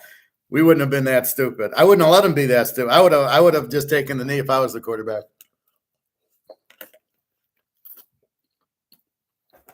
He really was down, his elbow. And you can see the guy pull it away from him at the end, but that's the mute point. The mute point was, what the fuck are they running the ball for? Why didn't Van Dyke take a knee? There's what? There's 26 seconds left. If he takes a knee, there's 30 seconds. You got 40 seconds. You don't have to hike the ball on fourth down. What are you thinking? And look at the guy in the orange shirts, the offensive coordinator. Look at this guy. Good coach. should not be running the football. I mean, you should be taking a knee. As soon as you got that first down, they used that last time out. As long as you milk it all the way See, down, watch. you don't need to be doing this. See, he's down right there, and then he pulls it off. He's already on the ground. This is not. But then we'll get to the juicy part. This play can stand. And clock the football. Singleton, the fastest of the receivers, to the top of the screen. Here's King from the pocket. Flush to his right with 6, 5. Going to loop it downfield. And ball is caught. Touchdown, Georgia Tech. How can I bet on Miami now with that shit going on? How do they let the receiver get behind everybody? Where's the goal line? There's 2 seconds left in the game. The game's over. Just put 3 guys on the end line, and then if he does catch the ball, you tackle him. He gets behind the defense. I have no respect for this coach. I cannot bet on this coach. This coach has to be the dumbest guy I've ever seen in my life. Anyway, what can I say? What can I say? I mean, the dumbest play was that game fixed. What do you think? It's hard because it didn't affect the line. They were favored by 19, so it didn't matter if you bet on Miami or not. That wasn't fixed. The over-under wasn't fixed. I bet the over. It wasn't fixed. The fix came when on the offensive coordinator, I think, fixed the game when they only put up 3 points at half. And then why is he not taking a knee at the end? So I think the offensive coordinator was involved in a fix, but it wasn't close to the line. It's not like that touchdown made Georgia Tech win, except for the money line. That's the only place that this could have been fixed. Somebody had a big money line bet on Miami, like Bobby would do. Well, you do it with LSU. That would be the only way this could be fixed, would be on a money line bet. Outside of that, didn't affect the over-under, didn't affect the points. But it looks pretty fixed to me, doesn't it? Somebody had a ton of money on Georgia Tech on the money line. Well, then you think Miami would have won, right? Georgia Tech was +7. Yeah, but then you would have thought you wanted Miami to win, right? You wouldn't want Georgia Tech. But it's exactly like you're saying. It's a money line bet. It's probably the Miami offensive coordinator. With his play calling, as I said, Georgia Tech beat him 36-28. Bowling Green beat them 36-28 last week. Bowling fucking Green, who's a W team. Here's Miami putting up 40 points a game and it's 3-0 at half. That smells to high heaven. But in the money line, you wouldn't want Georgia Tech to win. You'd want Miami to win because it was not going to pay anything. Unless it was the Miami offensive coordinator and head coach who bet on that, because that's the only way they can lose is by not taking a knee. How do you not take a knee? And if it's getting this corrupt, the government we know is corrupt. The money we know is corrupt. If college football is getting this corrupt, then I don't know what we do, because I don't know how we can bet it then. If it's going to be this bad, 3-0. And I watched the highlights, and it was just a lot of running, and it was just Van Dyke threw a couple interceptions on some of the stupidest play calls I've ever seen. So I don't know. But, Prophet, if Georgia Tech was plus 700, they wouldn't want Georgia Tech to win. They would want Miami to win. It's just, you can't, the coach needs to be fired and the offensive coordinator. The coach has to be in charge. So, the coach has to sit there and say, we're taking a knee. I'm the head coach. I'm saying we're taking a knee, take a knee. That's it, period. Bottom line. If he's not in control of the team and the offensive coordinator does not agree with him and runs that play, you're fired. If I'm the coach and I say take a knee and you don't take a knee, you're fired. Because that's a simple thing. So what's going to happen when we're playing Ohio State? We got 3rd and 8. I need this play run because I know it'll work, and you run a different play. I want you to throw a screen and you throw you hand the ball off, or you go for it on 4th down when I tell you not to. Yeah, I'd fire a lot of people because I won't go for it on 4th down at my own 10 because the odds are 51% I'm going to make the 1st down. That's generic. That's not against Ohio State in my own end. How is it against? See, here's my point about this whole fucking algorithm bullshit. 1st down, 4th down and 1. Name the team it's against. Don't just lump it in and say, look, it's 51% if you go for it on 4th down. How much is it against Ohio State? What is it against a Georgia defense? Does it ever work against the Georgia defense? It's going to work against Michigan 7 or Iowa State normally. Is it going to work against this Oregon 11 defense? Let's see how many times Washington goes out 4th one, gets it against this defense at Oregon. Not going to be a lot. Anyway, I saw that, and I couldn't believe not only that he didn't take the knee, that they called it a fumble when clearly his arm was down, and then they ripped it out of him. The whole thing's fixed. Then he throws a 20-yard pass to get to midfield, and then he throws that pass, and the guy's wide open, and you're like, where's the guys on the goal line? What do you see? You see 3-4 guys on the goal line because they have to score a touchdown. But yet these guys were covering him. There's 2 guys covering him and behind the guy, and he's just doing a crossing route, and he's wide open, and you're like, what the fuck was that? So we're not stupid. No, we don't believe in the Easter Bunny, and we don't believe when we see something, we do question it, right? So, well, maybe some of you guys believe in the Bobby. I think you believe in the Easter Bunny. If I know you, Bobby. What the shit was that? Well, they all get paid. It's just like Madoff. The SEC was in on it. JP Morgan's in on it. Everybody's in on it. The 4 rich guys were in on it. The European guy, that woman, they're all in on the Madoff scam. It's not. So the referee, the replay referee is in on it. And obviously the head coach of Miami, the offensive coordinator from Miami, and the defensive coordinator from Miami all sat there at the end with their thumbs up their asses, letting it happen. It's disgusting. They should all be fired for, if anything, lack of integrity and stupidity. If you don't take a knee, you must be the stupidest coach. What are you doing coaching a team? So my question this week is, how the hell does Miami even play?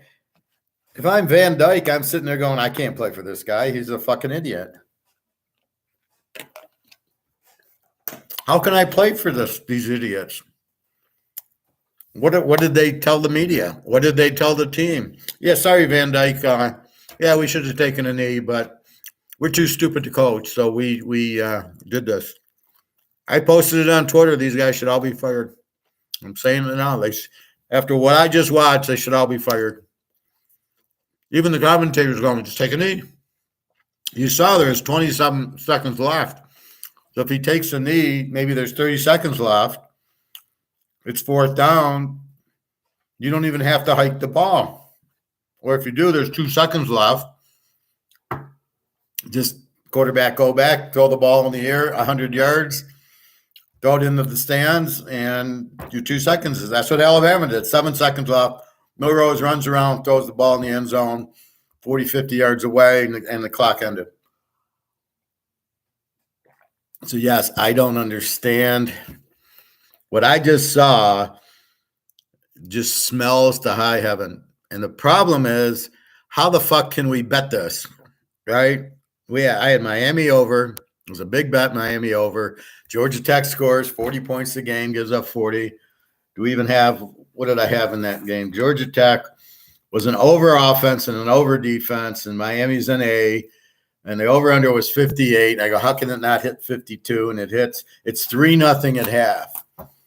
How could it be 3-0 at half? Notre Dame Duke wasn't 3-0 at half. And those are two good defenses. Georgia doesn't go 3-0 at half against Alabama. I mean, what the fuck? You got to really try to get 3-0 at half. You can't give me a game here. Michigan State Rutgers, maybe you can get 3-0 at half. That's it. It'd be like Ohio State Purdue being 3-0 at half. It ain't going to happen. How the fuck? Even in the rain, it won't be 3-0 at the half. So very disappointing, very shocking. But now that I see what happened, I thought they went for it at their own 10-yard line with no time left. The guy, instead of taking a knee, fumbles. It goes into the guy's arms and he ran into the touchdown. That's what I thought happened.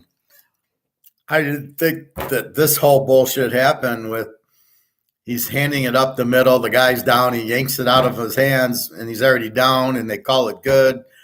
I mean, what a bunch of horseshit. This is the problem when you say we got BetMGM and we've got DraftKings, and all of our sponsors are casinos. And we need a game to do this, and that's exactly how it gets fixed. Once you start inviting all these people to the party gets fucked, and that's what we're dealing with now. So, yes, it's extremely – I mean, okay, so what are we doing here with USC Notre Dame? What do we think is going on with the party? Where the hell is it? So we got Notre Dame minus 2.5. We got a 66 down to 60. 66 down to 60 means it's going to go over because that means the betting dropped it to 60. Notre Dame at 2.5. So if Notre Dame goes 3.5 and it goes to 59, this game's going to be USC's going to win and it's going to be over. This is why people bet against the line, is because they think the games are fixed, and therefore they think, oh, well, if people are betting on Notre Dame and it goes to 4, then the casinos want USC to win. USC's going to win or cover the 4.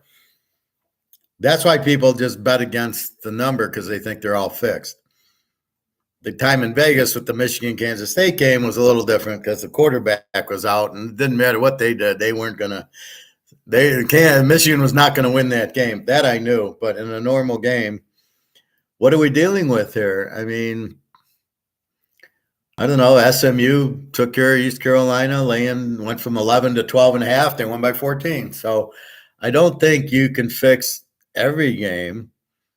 I don't think you're fixing MAC games, although they're probably the Penn State UMass game. The line's 42-54. So what are the odds after what we just watched that Penn State wins by 39? And that they don't cover the 42. What are the odds? This is another reason we bet teasers, because it helps in this. But I mean, what else can you do? I mean, you can make it a little obvious. That was very, very just, again, how you didn't fire the coach after that, or he fired the offensive and defensive coordinators. They all should be fired. There's no place you can't tolerate stupidity. You got players out. You got Van Dyke out there. He's trying to get drafted in the first round. You do this shit on him. He throws 3 picks on your bad play calling, and then he hands off. So let's see what he does against. How do you approach this North Carolina 357 against Miami this week? You got the stupidest coaches in the world. How do I take Miami and 9's the bet, but how do I take it? After what I just saw, I can't trust the coaches. They're too stupid. And why are they in a shotgun? You're telling me Van Dyke can't get under center, take the ball, walk around for 3 or 4 steps, and then take the knee, and then the clock runs out and the game's over. He can't even get under center for that. Is this how bad the coaches are? They can't even get the guys under center.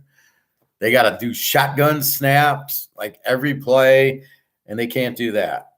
And this is what we're seeing. This is why it's the NFL, I think, is the worst. It's the worst league I've ever seen in my life, watching the NFL since, Joe Namath?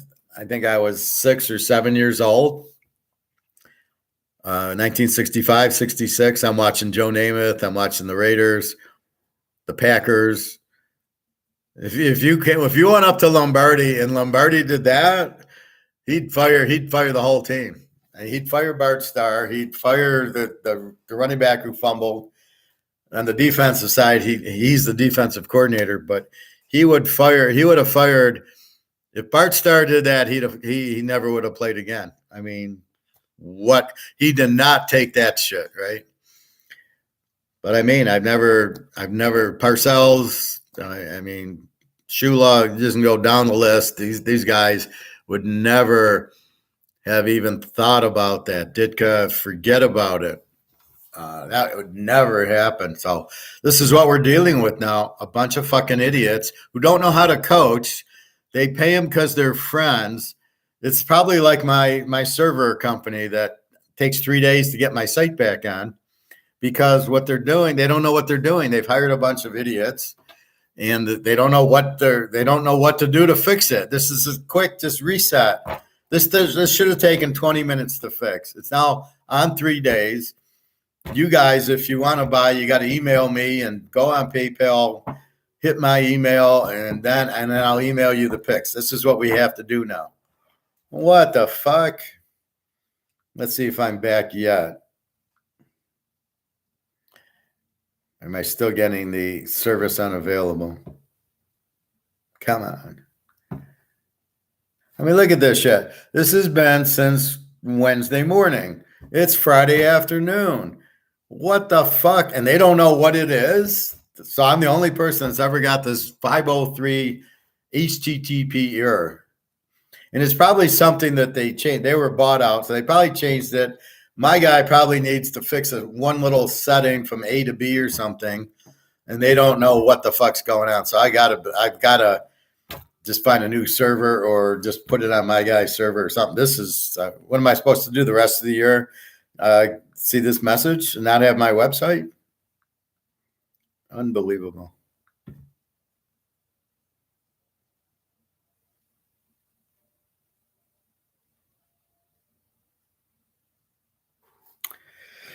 Anyway,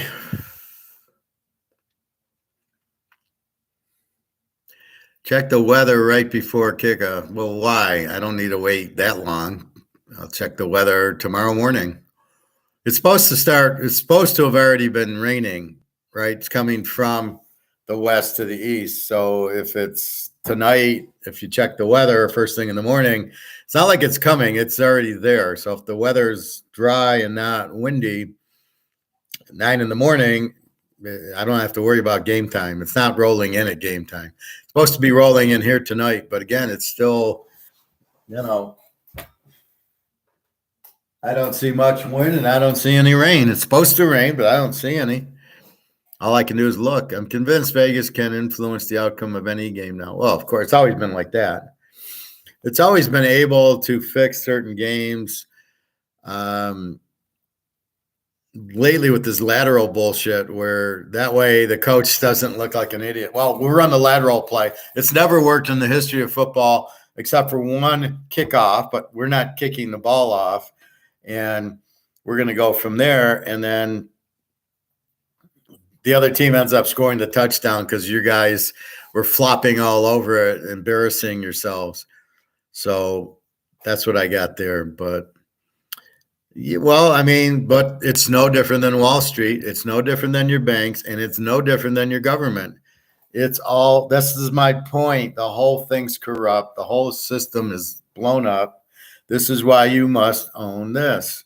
See, if you own this, you don't run into that, right? You can't run into that shit because you can't get, nobody can fuck with this. They can't say, you know what, it's worthless. You lost your 60 grand. The stock went down. Where's Todd? He lost 10 grand. Feel bad for him, but if he's in gold, those words will never come out of our mouths. We lost 10 grand on gold. No, we didn't. That's not possible.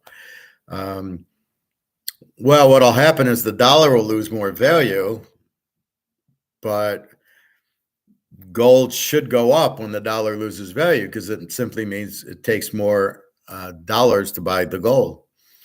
So with that said, that's what's happening. But don't kid yourself. Wall Street makes the NFL look like kindergarten. Wall Street is all fixed. You buy a stock, you think you're buying a stock at a fair market, you're out of your mind. The stock probably was, it's like a point spread, right? So you could have got USC plus 10, and now it's 2.5, but you couldn't get the 10. Only the mafia gets the 10. You now get 2.5, or vice versa. So that's what's happening.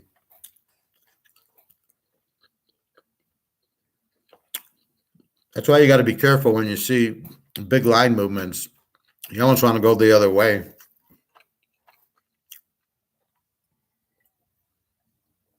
I was in Vegas Thanksgiving weekend. Derek Carr was on Fresno State with Devontae Adams. I go to bed Friday night. They're 7-point favorites. I wake up, and I got all my teasers -1. I wake up, they're 11-point favorites. Guess what? They lost the game. San Jose State beat them. And they were a decent team, but Fresno State was very good team. And they lose the game straight up. And the spread went from 7 to 11. And when I saw that, I knew I was in trouble. I go, uh-oh. I want the other way, unless there's an injury. So, yeah, Wall Street's totally fixed. That's why you get out of the stock market, and I would never play it.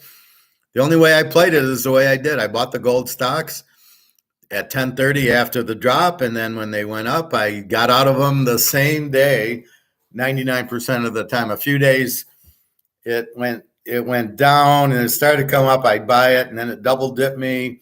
And then I was kind of stuck in it for a few days, waiting for it to go back to that point. And then at the end, it just dropped and never came back. And then I said, fuck it, I'm buying gold, not the stocks. And that's where you're at there. So we have to be careful. So anyway, so you college, yes, your free pick.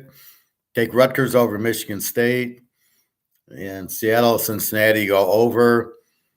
If we just see a pouring, driving rainstorm on Sunday, we can trap it and go under the 44, and you've got 38. But I think 38, even in KC, Denver was a surprise, but there was a lot of go for it on 4. It's not like Kansas City.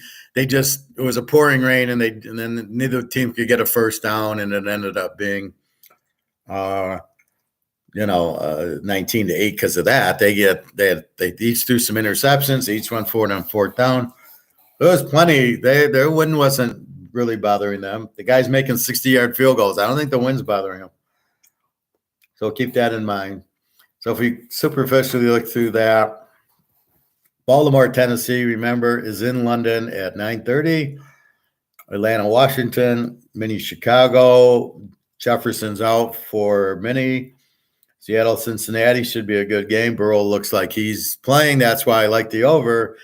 I would have taken Seattle as the dog, but the way Burrow looked last week, he's okay. He's better. He's hitting Chase. Seattle doesn't have that great of a defense, so there should be points normally if it's just a little bit of wind and rain. And again, it's low. It's 44. So I got 38 in this game. You got to be kidding me. The Niners, Cleveland. I think Watson's out, so he might play. He's still, I don't know if he's totally out or not, but the Niners probably get a shutout here. New Orleans, Houston, Carr, Stroud, Indy, Jacksonville. Minshew will be starting. Richardson's out till November. Yeah, that's good. Keep running. We don't need you as the running back. I mean, this is the problem when you're the quarterback in the pros. You can't run and take hits because you don't just replace. There's no the second string. Here it happens to be Minshew, but in most teams, they lose their starter. They're fucked. So you can't be running around. You have to slide and get down. So Minshew starting for Indy, which I like Indy a whole lot better, and Jonathan Taylor back. Jacksonville sucks. Carolina, Minnie, Young and Tua. New England, Oakland. It looks like Jones against Garoppolo. I don't know why they're still going with Jones. It just doesn't make sense. Detroit, Tampa, Goff and Mayfield. Arizona, the Rams, Dobbs and Staff. I can't believe Dobbs is starting quarterback. Philly and the Jets. Now we got to watch the weather here. This looks like a 4:00 game. So we will know, probably by 12, 1 o'clock. And we will see. I'm actually not going to take the Jets as a dog. If the weather gets normal in a rainstorm, I'll have to go under on the game. Giants and Buffalo. I don't think it'll be a problem. Jones and Allen. And then Dallas, San Diego, Prescott against Herbert. So my last game will be San Diego as the home dog with the Jets under if we don't know. If the weather clears up, then I don't think I'll play the Jets, but if it's a rainy, cold day, which I expect in New York to get that weather. Not in Buffalo, though. Buffalo is quite a bit north. I don't know we're going to get it, but Buffalo's so used to bad weather. I'm not really worried about Buffalo with the weather. And the Jets and Philly are East teams, too. But anyway, teams off of a loss. Buffalo, after that joke last week. Dallas off a loss, but they're going to San Diego. Take the dog. That's all I can say in that game. The Rams are off a loss to Philly, so they should be pretty pumped to beat Arizona. New England lost 38-0 to New Orleans. It's just they're so pathetic. I heard that Belichick just wants to get he wants to break Shula's record, so he doesn't care about anything, just breaking Shula's record. Well, good luck on that. That ain't going to happen. Well, he needs 17 more wins, but it's going to take him 5 years. Niners, best team in the league. Cincinnati, looks like Burrow's getting back. Seattle's very strong. Minnie in Chicago, this should be a lock over, but the weather. The weather looks like it's coming around Chicago, so we will see. Again, it's Friday. Let's see what's happening Sunday afternoon. But I think this is a 1 o'clock game. Atlanta's inside, Tennessee's in London. And unless this weather's in London, I'm not going to worry about it. Well, Lamar, you can't trust. Tannehill, you can't trust. The better defense is Baltimore. It's probably an under game. We will see.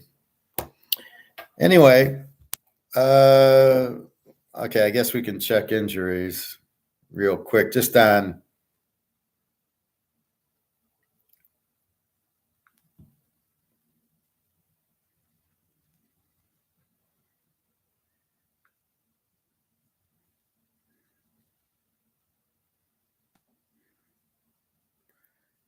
I'm just going to check for the quarterbacks of the games we're looking at where it looked kind of weird. Let's see. Arizona, Delora is Still questionable with the calf. I just refreshed it, so I don't know. Keep an eye on the line. Arizona State Pines, questionable, the quarterback, and Rashada's out. They've been using their second or third stringer, whoever the other guy is. Arkansas,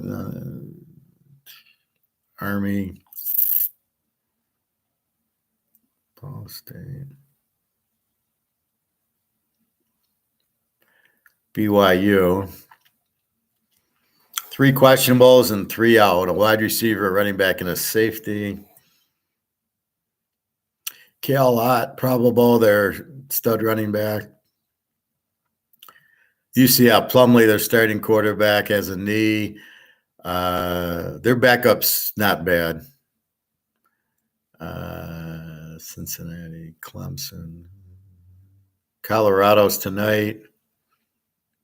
Hunter, the good guy? He's probable today. I think he's the good cornerback. Anyway, so he looks like he's playing. Duke, Riley Leonard, questionable, so we don't know anymore. I guess the spread's 3. So if we see it go to 2, he's probably out. If we see it go to 4, he's probably playing.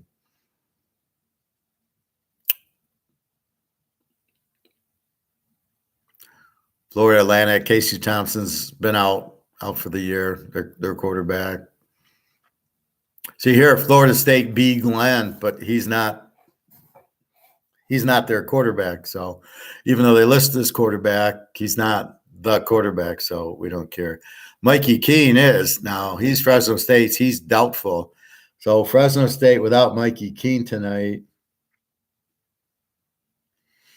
They're 5.5 and 57 against Utah State.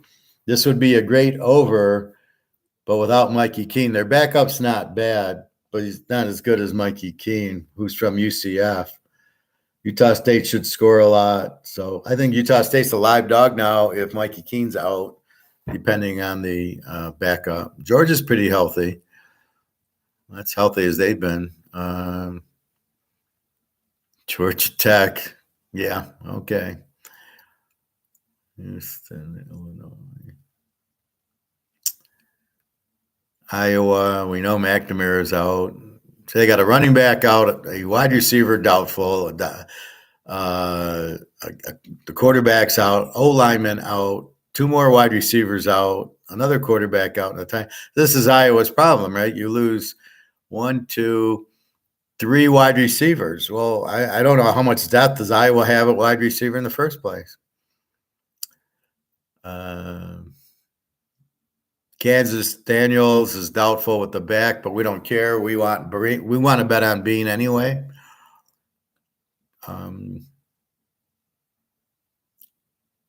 Let's see, LSU. Wide receiver doubtful, wide receiver hamstring, but he's playing. And then two cornerbacks out, running back out, and a safety out. So this is why LSU's having problems. It's usually the injuries, but they're hurting.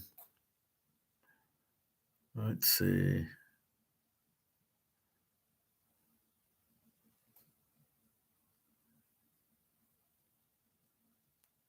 Miami, it lists the players. I wish it would list the coach. The coach, questionable. He's too stupid.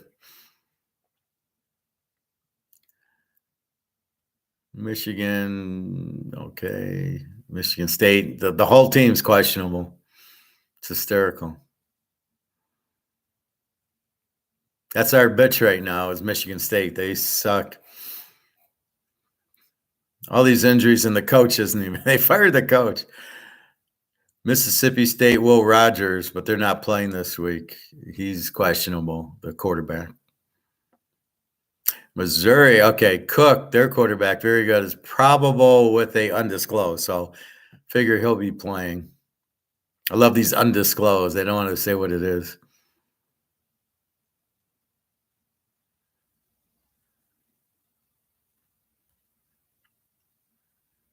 Let's see.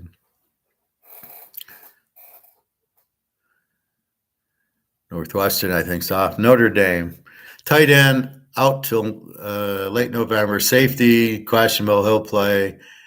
And then they got a defensive lineman out, a tight end out.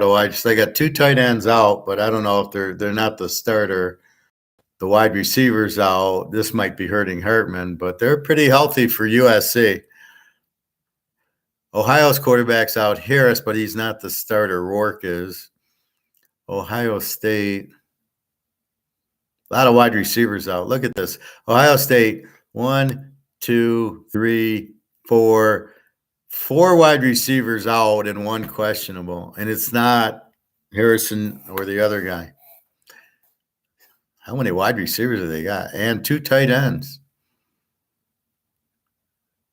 Oklahoma, not much. Oak State. Oregon, running backs out of the season with the foot October 4th, and a wide receiver has been out since October. So they just have 1 wide receiver, 1 running back. I wouldn't worry about it. Oregon State, Penn State, out. Running back out. D end out. Let's see.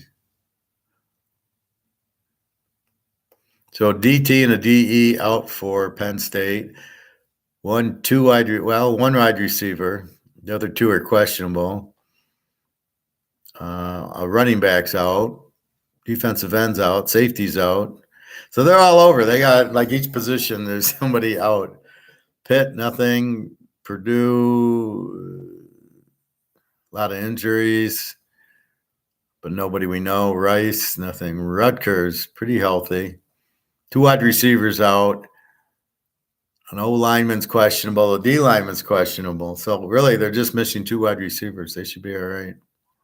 Sam Houston, here you go. Sam Houston had 4 running backs questionable. Is that tonight, Sam Houston, or was that yesterday? Yeah, they lost 27-13. Yeah, they had 4 running backs that were either out or questionable. San Jose State's good. South Alabama, South Carolina, South Florida, USC, wide receiver questionable, defensive lineman questionable, cornerback questionable, and only 1 wide receiver, Brown, out. So they're very healthy for this game, USC. It's a big game. Now, can USC make the playoffs?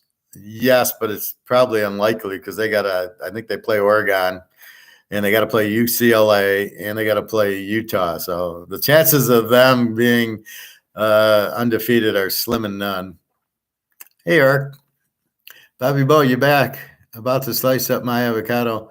Yeah, how did Miami lose to Georgia Tech? Did you see the video I showed? I don't know if you were here or not.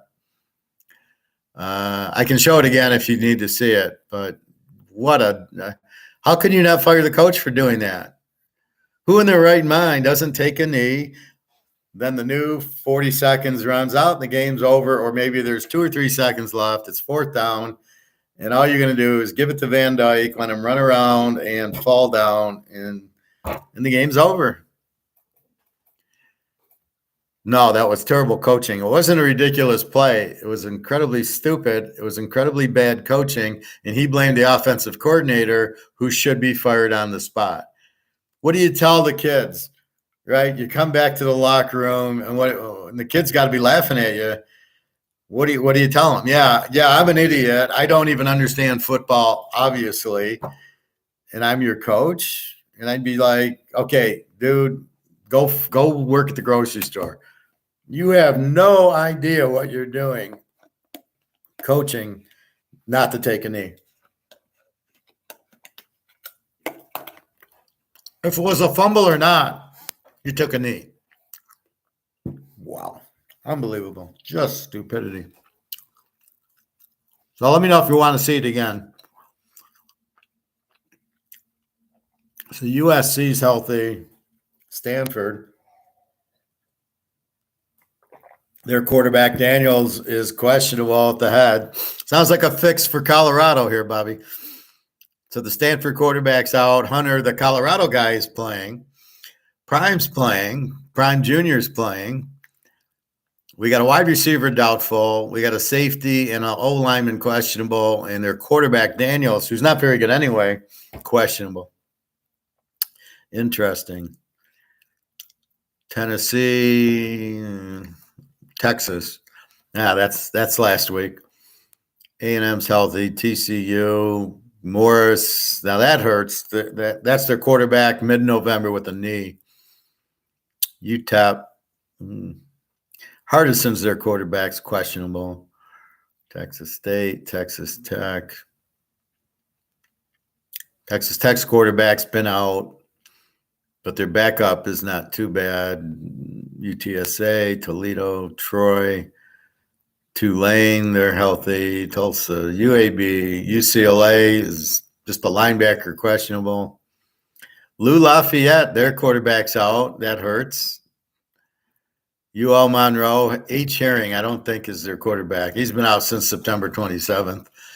That's probably why they suck anyway. They don't have a good quarterback, and then they lose him. So UNLV, Brumfield, the quarterback is questionable. He's been questionable for a while. Utah. Cam Rising out indefinitely with the knee. Until the doctor lets him play, then he'll be playing. The other two quarterbacks, Rose and Barnes, are out indefinitely. Now you understand why I like the under in this game of 45 to 51. Who the hell they got for quarterback? I think they have one other one. They got three quarterbacks out. Their tight end, who's supposed to be all-pro, is out waiting for the fucking doctor.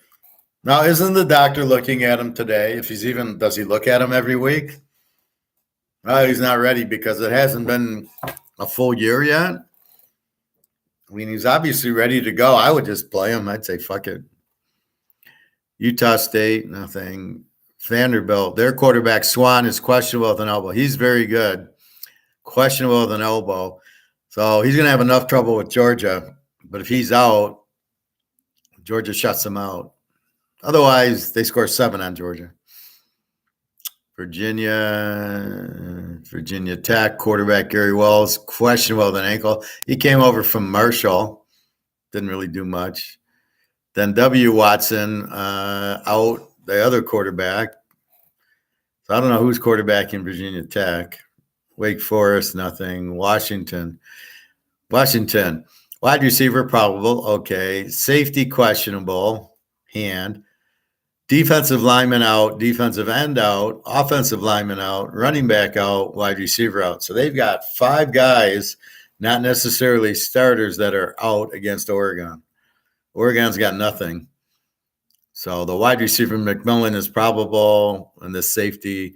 So they've lost 2 defensive linemen, an O-lineman, a running back, and a wide receiver. So food for thought for that Oregon game.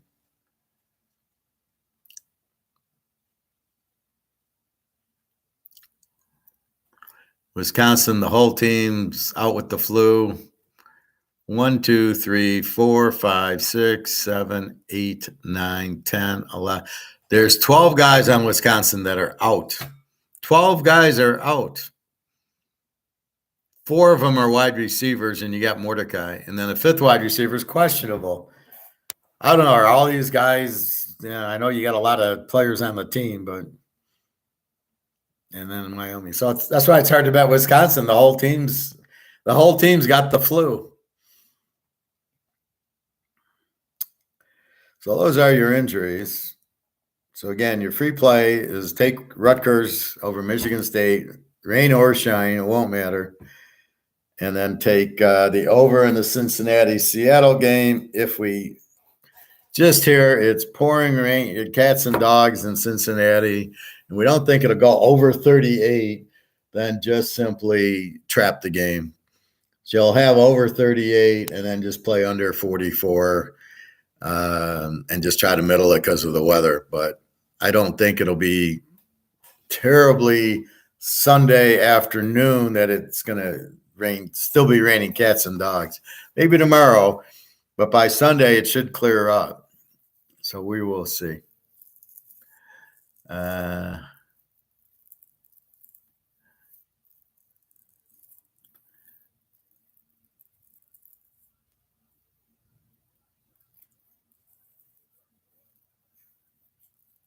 Don't talk props, Eric. Colorado, I see it at 60. My line was Colorado went to 60, so I don't know what you're, and all these are a little different. Some on scores and odds. Let's refresh. Now it's down to 58.5. It's 12.5, 58.5. I don't think there's weather in Colorado. It could be the Stanford quarterback. I told you Daniels was questionable. Maybe he's not playing. That would lower the total, but not Colorado went up to 12. So that would make people bet Colorado because the Stanford quarterback's out. And if he's out, the total you wouldn't think Stanford would score. So that's what it sounds like, the Stanford quarterback being he was questionable. Maybe he's not playing. But the line, the 12.5 stayed, but it did move to 12.5. So he was probably questionable. Now he's out, probably. Let's see if it says in scores and odds, but usually their injuries are shitty here.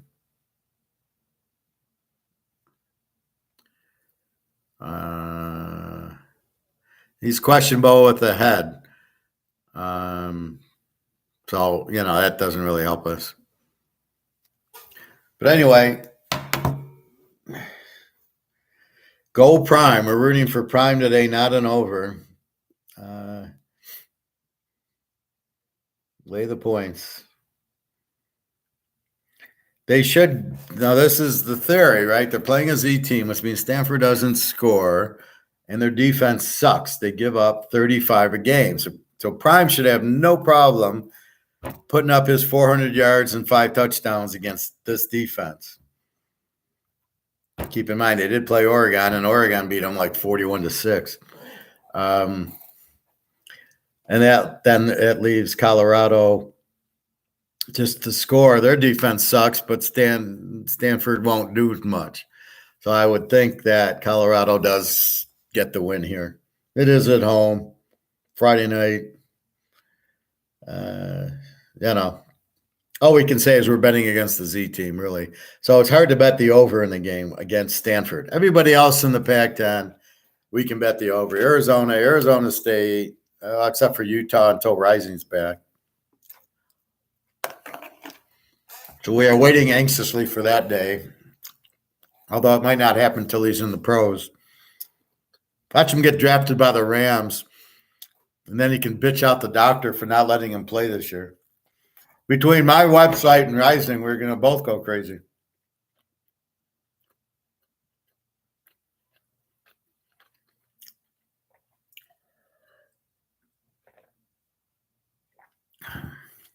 So you like Emmitt Smith over on his role. Okay, what's a prop, and then what are you talking about?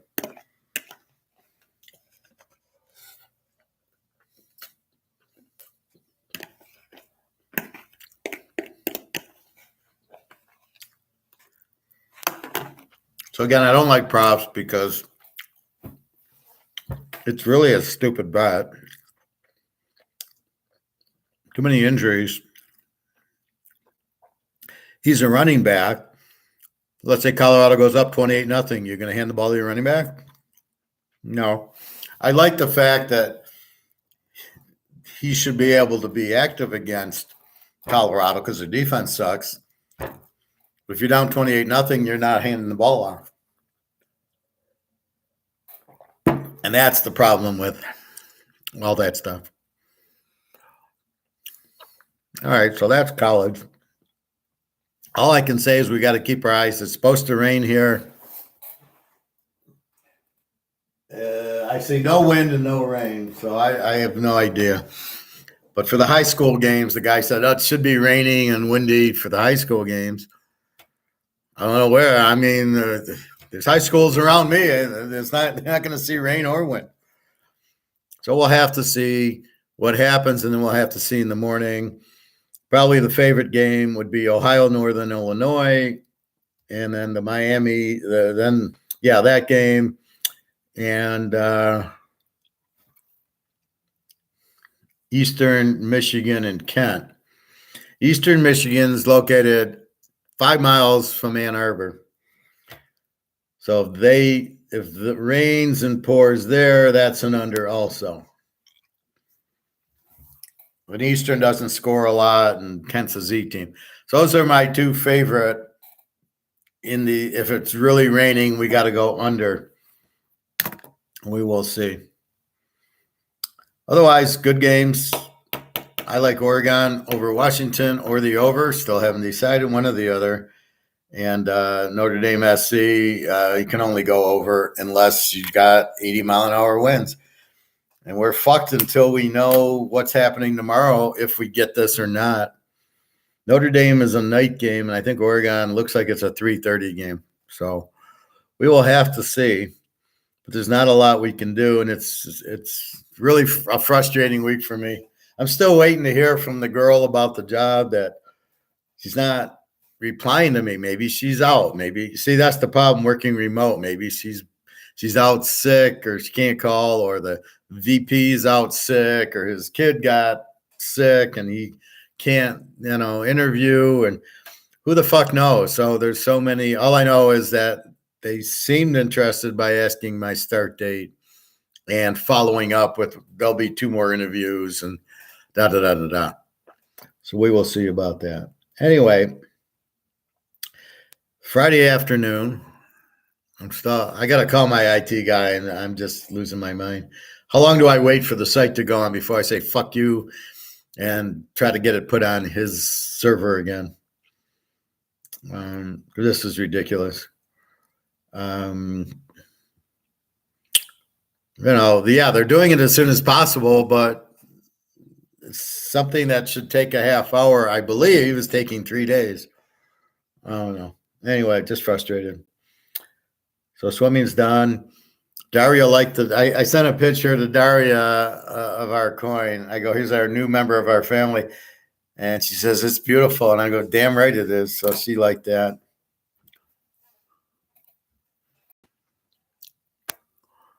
Now, does Emmitt Smith play the whole game? I mean, I don't know what he let's see. So you're betting on him because of his name, but you don't know. You should know if you're going to bet at what he does. So let's go to Yahoo.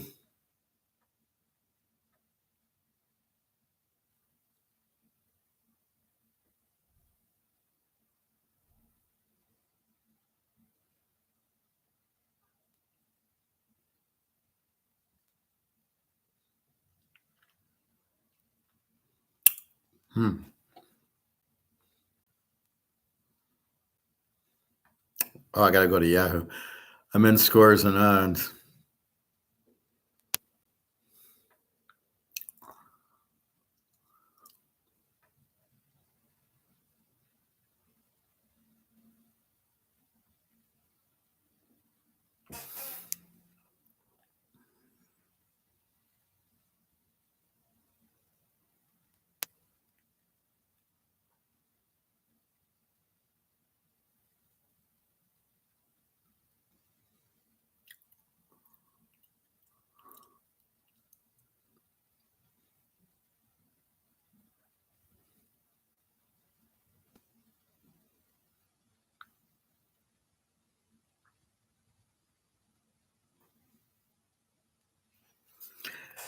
So let's see. Emmitt Smith.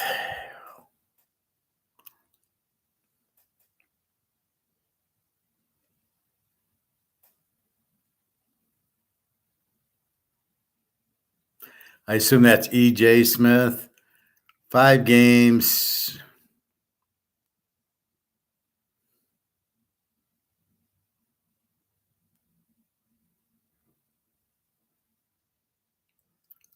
He's got 25 carries for 160 yards and 1 touchdown. Why would you be all excited about this? He's only got 25 carries for 160 yards and 1 touchdown. The leader in the Pac-10 is Damian Martinez, Oregon State. He's got 586 yards and 3 touchdowns. Ott from California has 5 touchdowns. Marshawn Lloyd of USC's got 4 touchdowns. The guy from Arizona State, 5. Here you go. Isaiah Infanis from Cal has 7 touchdowns. And Jordan James, my Oregon guy's got 7 touchdowns. So why would you even bring that up? You're not doing your homework. You think 340 is good for a guy who has 1 touchdown, 25 carries? What are you doing? Don't waste our time. Bring something that do your research. Don't ask me to do your research for you. Just go on Yahoo and check stats, and you would have found that he does. He scored 1 touchdown. To me, the odds should be about 940, not 340. You only got 1 touchdown. What are he's going to break out now and score a bunch? Sorry. I'm not Google. I'm the professor. My time's important.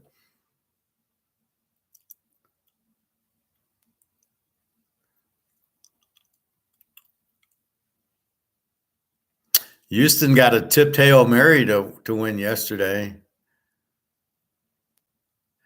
Dion on late night games, stupidest thing ever. You tell him prime time. Prime time doesn't like this late game. And I'm with him. I don't like it either. So they're on at ESPN at 10 p.m. So for Colorado, it's 9 or 8.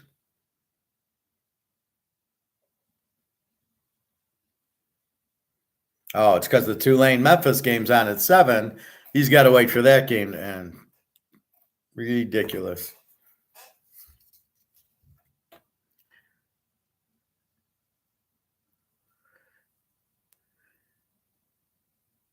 Well, of course, it's for the ratings, but they ruined the game. Why are they even having Friday games? They're watering down the games.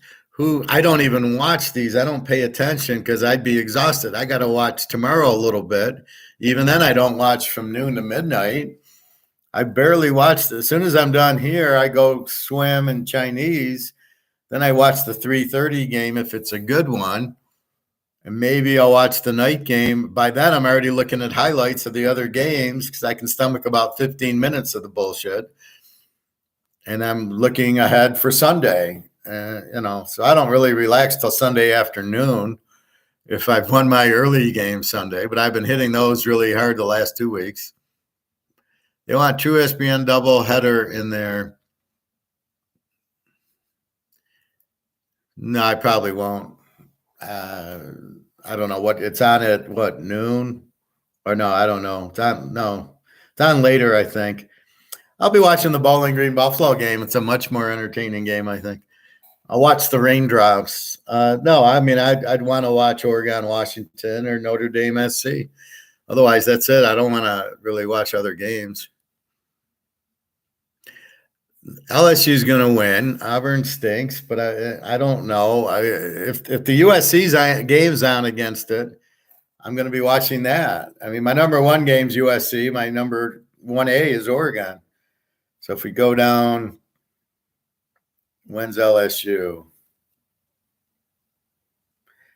Ella fucking Bama's on at noon.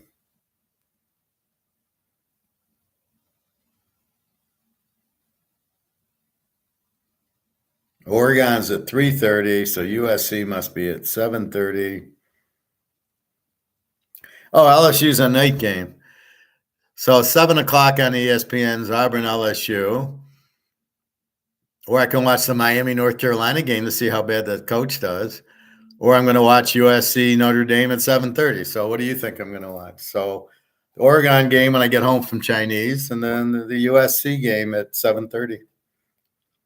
And then our late game is San Diego State, Hawaii. Boise, Colorado I'd watch because I'll have that over. UCLA's a good game at 8 o'clock. And Duke, if Riley plays, again, we won't know until that, but that's it. I mean, you can go what you can. See, now if it's really if it's Emmitt Smith Sr., then I might take any touchdown. You can't play props, okay? First of all, it's a waste of time. Second of all, your odds blow. And third of all, you have no idea. We don't look at it.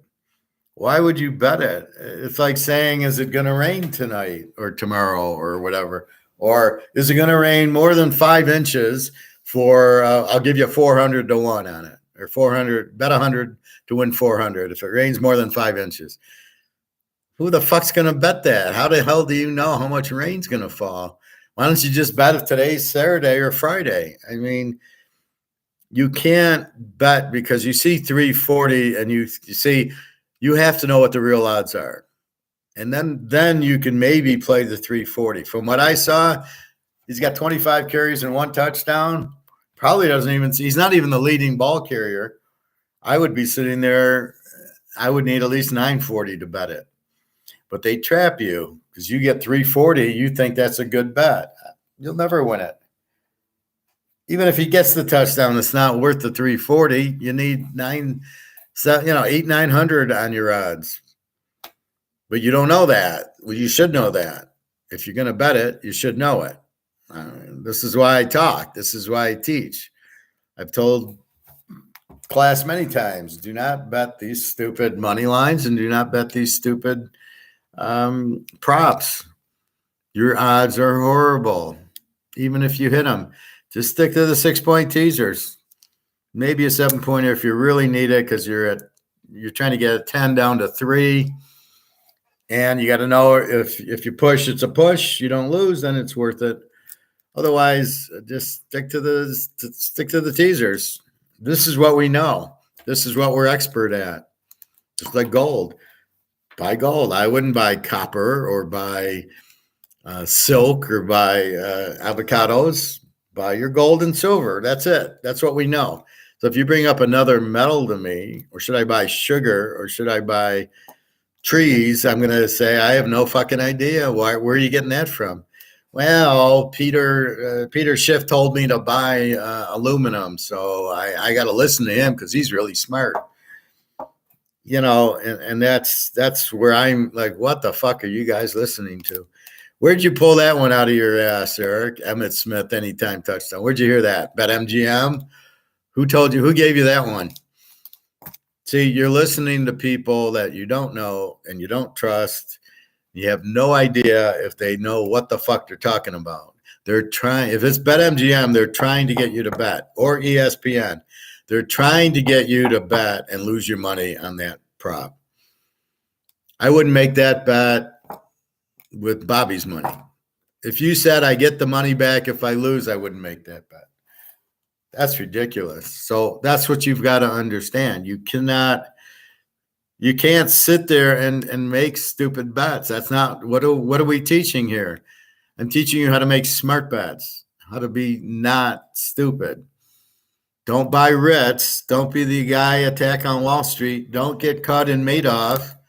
Buy gold. And I explain it 22 ways from Sunday, what, where, why, and how. And it's very simple.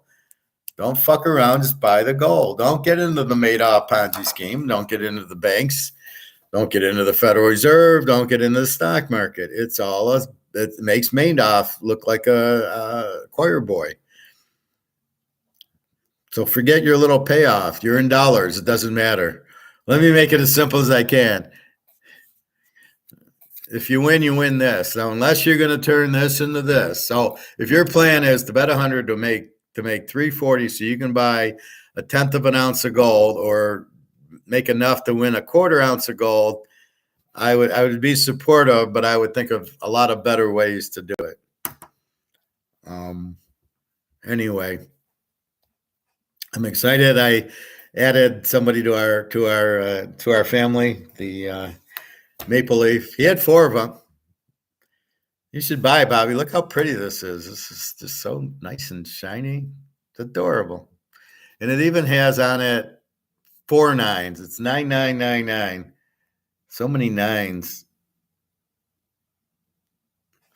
Anyway, I got a lot of Maple Leafs. I got a lot of Cougarans and I got a lot of Eagles. And I don't care. I'm buying an ounce of gold. I don't give a fuck what country it is.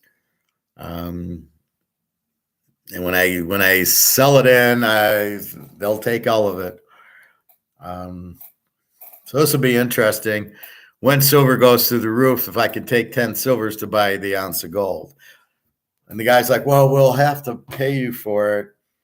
So we'll give you the 20 grand, and then I'll take the 20 grand and buy the gold. I'm like, why don't you just take the 10 ounces of silver to buy the gold? You're giving me the 20, and then I'm giving you back. Why would we need 3 transactions when we could do 1 transaction? I'm dealing with morons. So anyway, I wouldn't waste time with Mark McGuire's today, but that Egon, I showed you the last 5 or 6 minutes. You can watch the first 5 or 6. Alligator will probably be on sometime this weekend. Usually when I'm looking for the pro or the college highlight little 20-minute ones, that's when I catch Alligator. Oh, I didn't know he was on this channel. And anyway, that's kind of it. So I don't have a site to post my picks on. So anyway, if you want to buy, just email me. Email's on yesterday's header. And then if you have bought, I will email you the picks as I put them up. Again, please understand I'm waiting on some of these picks for tomorrow. Notre Dame, we're going to go over unless there's 50-mile-an-hour winds and a storm. Then we go under. But the point right now is to go over with Hartman and against Williams. It's a beautiful over. But again, we've got to see what the weather's doing. That's going to do it. So we've got to wait till tomorrow for half of this stuff. The Oregon, Washington, I can probably put up now because I'm not worried about weather there. And some of the others, UCLA, maybe Duke, Duke, I got to wait for Riley Leonard. Rutgers, it's the free play. Colorado's tonight. We're going with it. And go Colorado. Beat Army.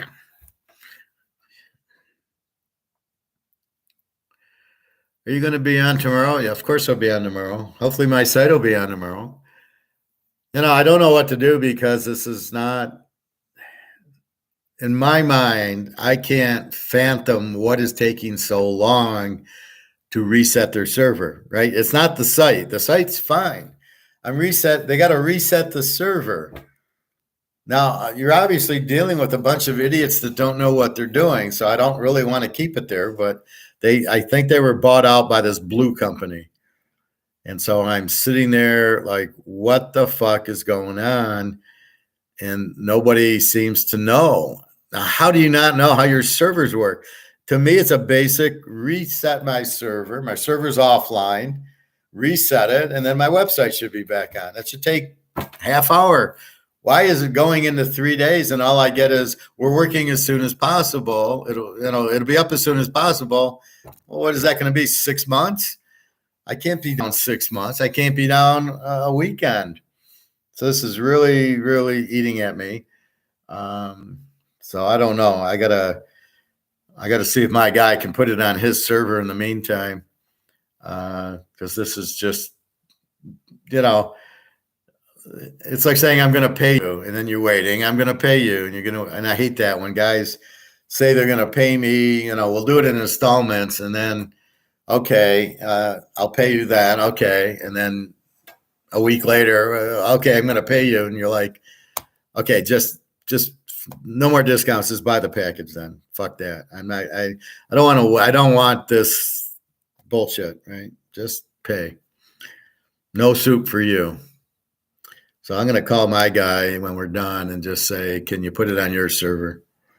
I'll tell you what, I'll give you the $200 to put it on your server. It's not a service, it's a server. So you have a website, you need to put it on a server. And the server, I guess, runs the website runs itself. So you come into my website, you see my picks, you can buy my picks, you see my homepage. It's all there. But it's a server that's running it for some reason. So the server's down or broke, where the Russians have invaded the server, whatever it is, which it's only a server. So you should refresh it, reset it, whatever you need to do to get it up. And it should not take 3 days to do it. My guy's shocked. I'm sitting there going, sounds like these guys have no idea. They were bought by a new company. They're probably fucking millennials who don't even understand any of it. And so I think I need to find a new place. I'm going to have to ask them.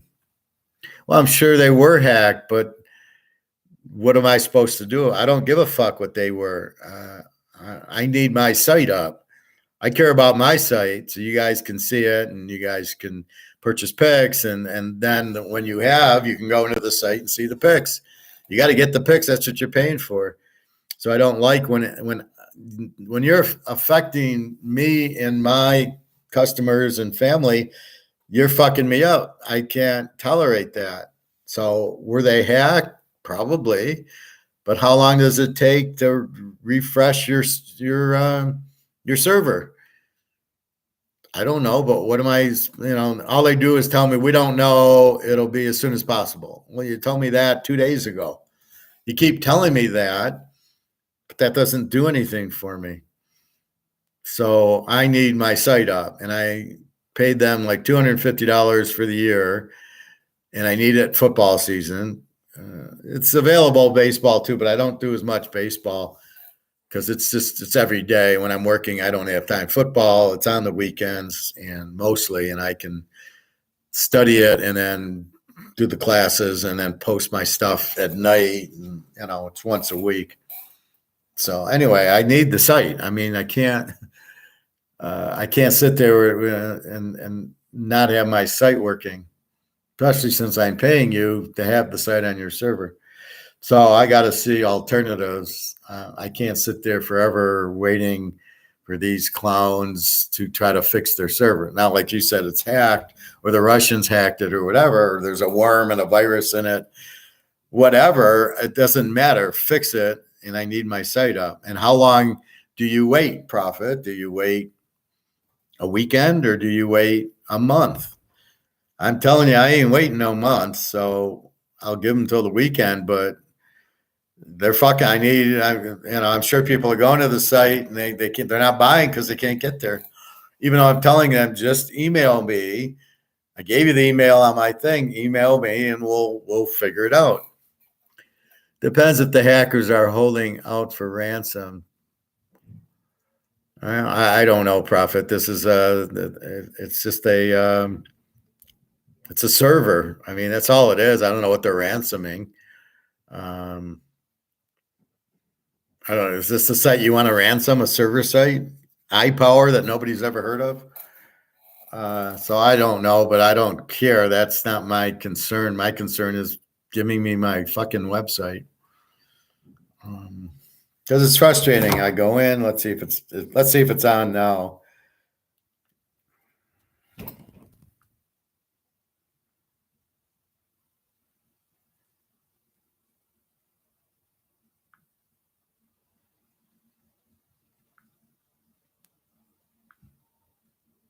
No, still unavailable. I'm just getting tired of this.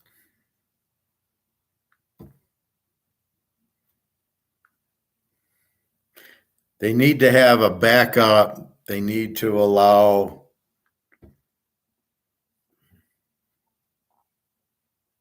they've got to allow for this kind of stuff and have a backup server and use that. They can't just be down for 4 days. No, I don't play NHL.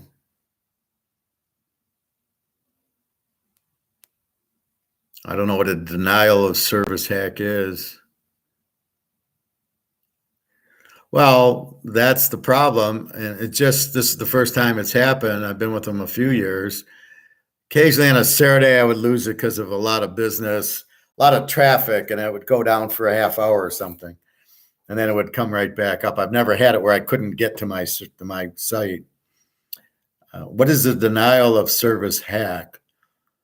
There's a error 503 which they have. They said they don't know. They're looking into it. They're looking at the detail. They can't even provide details. I don't know, but all I can do is simply find another server and hope they don't all get hacked. My IT guy does have a server. I can say, let's put it back on there and I'll give you $200 a year, like I'm giving these clowns, if that's the problem. I think what happened is it was on his server. He was running out of room or doing something, and then he'd be out of town and the site would go down and I'd have to say, hey, the site's down. So he kind of said, let's just get an outside server. And I was like, well, I don't care. He recommended this. And, I don't care if it works, it doesn't matter. Right. But if it's when it's like this and all they're saying is as soon as possible, what does that mean? It's been 3 days. I had it Tuesday night. I put a pick in, I put the lock in, and then Wednesday, Thursday, and now Friday. And I don't know, are they working 24 hours a day? So when I wake up tomorrow morning, it'll be on, or are they only working during work hours? I don't know, but what are they doing? You're right. There should be a backup. How do they not have a backup server? What the fuck are these guys doing? So that's where I'm at. They can shut down the server until the company pays them a certain fee. Well, yeah, maybe. I guess, but what do I do? That doesn't help me.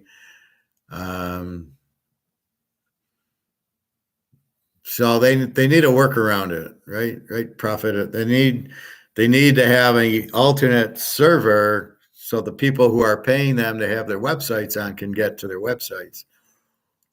So understood, but if I'm running the company, I have I'm saying, okay, you can pay instead of paying through the website, you just go to PayPal, use my email address, I'll see it, and then I'll just email you the pics. So my customers are getting my emails with, here are the pics. And then, of course, we got this rainstorm in the middle of everything. So I can't even post a lot of the pics because I'm waiting on, do I play, do I play Penn State, or is it going to be a rainstorm? Do I play the Kent EMU Eastern Michigan game? If it's a rainstorm, yes. If it's not, probably not. So again, some of these games, Oregon, Washington, yes, I can post that one. What do I do with Notre Dame? I mean, what do I do with it? Do I post it? Do I not post it? I mean, if it's just a normal weather, a little bit of rain and 10 mile an hour winds, yeah, because that's all USC can do. They'll find a way. They're smart. So it's sort of like the game. What do they do if it rains? Well, they got to have plan B. We're going to throw swing passes. We're going to do this. We're going to do that. Notre Dame can run the ball in a rainstorm, and it would be an under. So do I bet it's a rainstorm or do I not bet it's a rainstorm? Well, I got to wait as close to kickoff as I can, but in my position, I've got to post so you guys can see and bet. So that's why I'm trying to get into detail, explaining what we're waiting for, so you can, if you see it, come bet. If you see a rainstorm in Michigan, bet accordingly, and we will see. UCLA won't matter. Duke really won't matter if Riley Leonard plays, is the question. Notre Dame, we know. The Washington game, Oregon, we know what we're doing there. Colorado, we got tonight, shouldn't be an issue. Georgia won't be an issue. Michigan, probably not. If Michigan's just wind, it's not a deal because the wind will never hit the field. But like Purdue, Ohio State, they're not showing wind and rain. So I don't think Notre Dame. If Notre Dame goes to 58, we know it's a windy day. So we got to watch tomorrow, and it's a 7:30 game. So this is going to be a real nightmare for me tomorrow. Can I play them? Is it windy? Well, as of now, it's windy. It's not windy. Oh my God. And I'll just look out this, like now if there was a game tonight, I would not count the wind and the rain. Yet on the news, they said the high school game, it's going to be rain and wind in the Metro Detroit area. And yet I'm in the Metro Detroit area and there's nothing. So I'm fucked with that. Anyway, I'm just kind of fried between waiting to hear on my job and waiting to hear on my website. I don't know. I'll have to call my IT guy and just try to get a feel. All right. So, and what else, guys? So Egon, I mean, at this point, we know what's going on. We know that there's inflation. We know the dollar's going to zero. We know gold's going to go to the moon because the dollar's going to zero. As Egon said, which is I've been saying for 2 years, there's no other alternative. All the paper fiat currencies are going to zero. So it's not like you can, okay, I got to get out of the dollar. It's going to zero. So that's your first concept. You've got to realize this is going to zero. This isn't a maybe like the weather. This is going to zero. You've got to get out of it. So you have two options.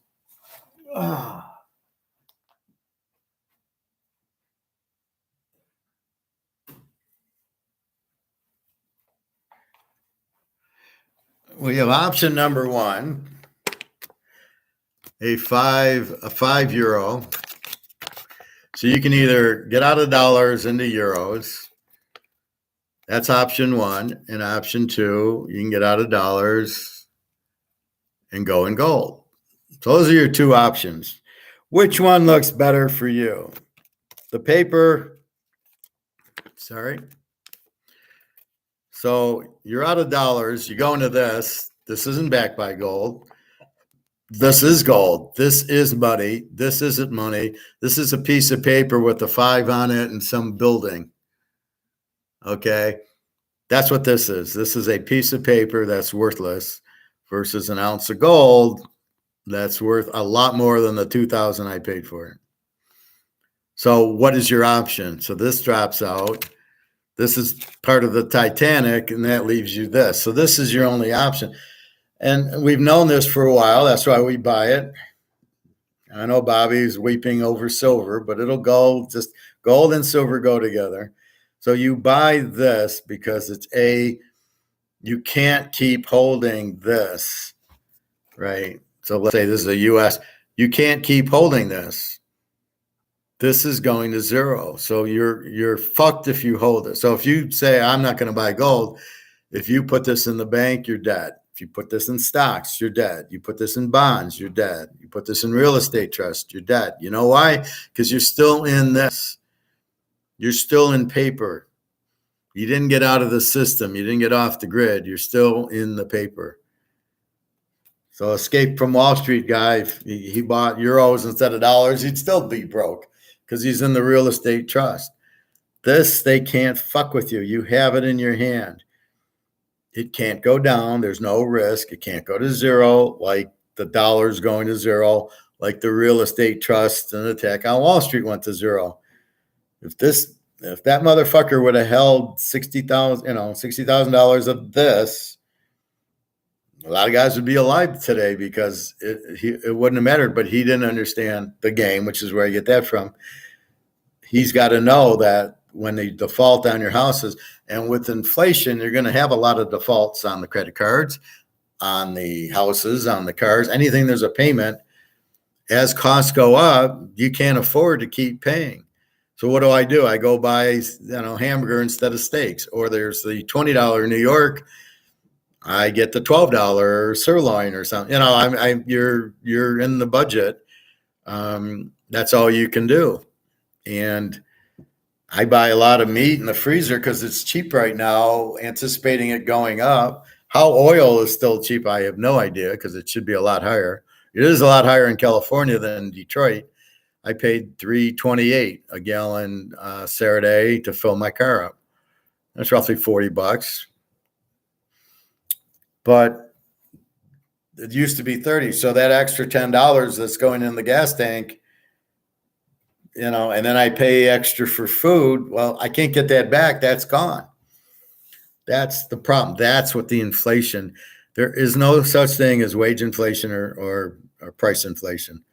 I hate when I hear those terms because it means What it means is the guy who's telling you is fucking clueless, and I don't want to listen to fucking clueless people. Put it this way, if you listen to that, you're basically listening to the Miami head coach trying to explain why he didn't take a knee. Would you listen to that idiot who didn't take a knee? Would you listen to him? Or you just shake your head going, this guy's a fucking idiot. There's nothing he could tell me that I want to hear. He didn't take a knee. Therefore, all his credibility shot. There's nothing that you'd want to do. So I'm not. That's why I'm at that level now where I hear bullshit. I don't move on. I don't want to hear it. How far am I from South Bend? I don't know. 4 or 5 hours, I guess. Maybe more, maybe 8 hours. It's in Indiana. I'm in Michigan. So it's 5 hours for me to go to Chicago. And then it's down a few hours in Indiana. So you're driving across and then down. I think it's like 8 hours. But I can't tell the weather. Plus, it's west of me. So the weather should be done there. And whatever I got here should have left South Bend. It's not like it's going to New York. So if I got weather here, I'm assuming it's going to the Jets game, right? But I've got the weather. I don't know what has happened in California. But certainly last night's game didn't affect, the weather was not a factor in that game. 15-mile-an-hour winds. I watched the way the passes were thrown. They went for it twice, 4th down.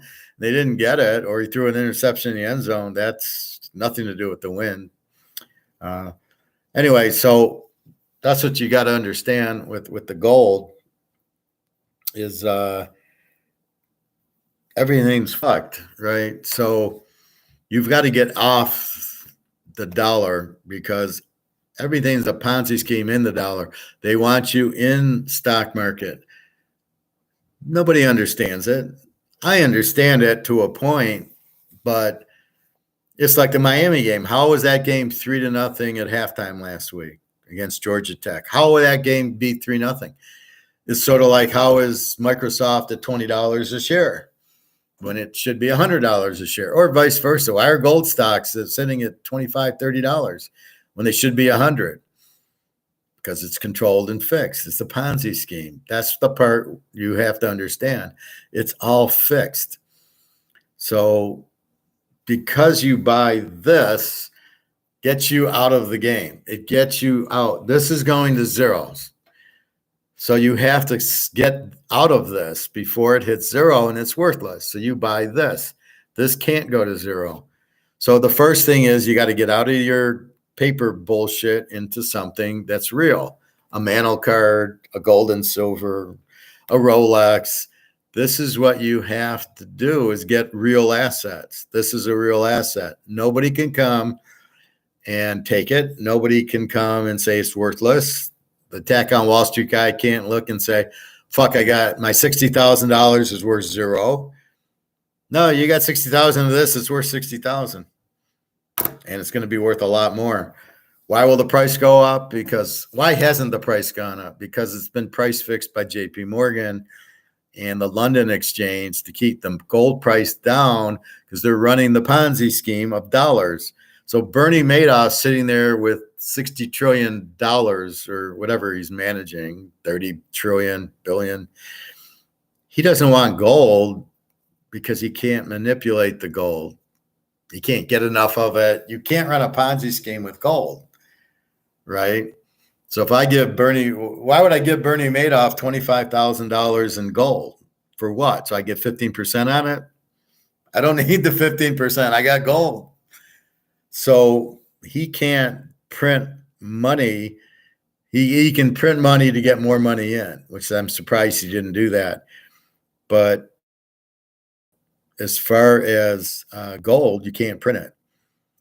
And it's manipulated by the paper derivative market. And I don't know why there's not a physical market. It should be a physical market. Oh, you got a coin that's worth 20,000 an ounce.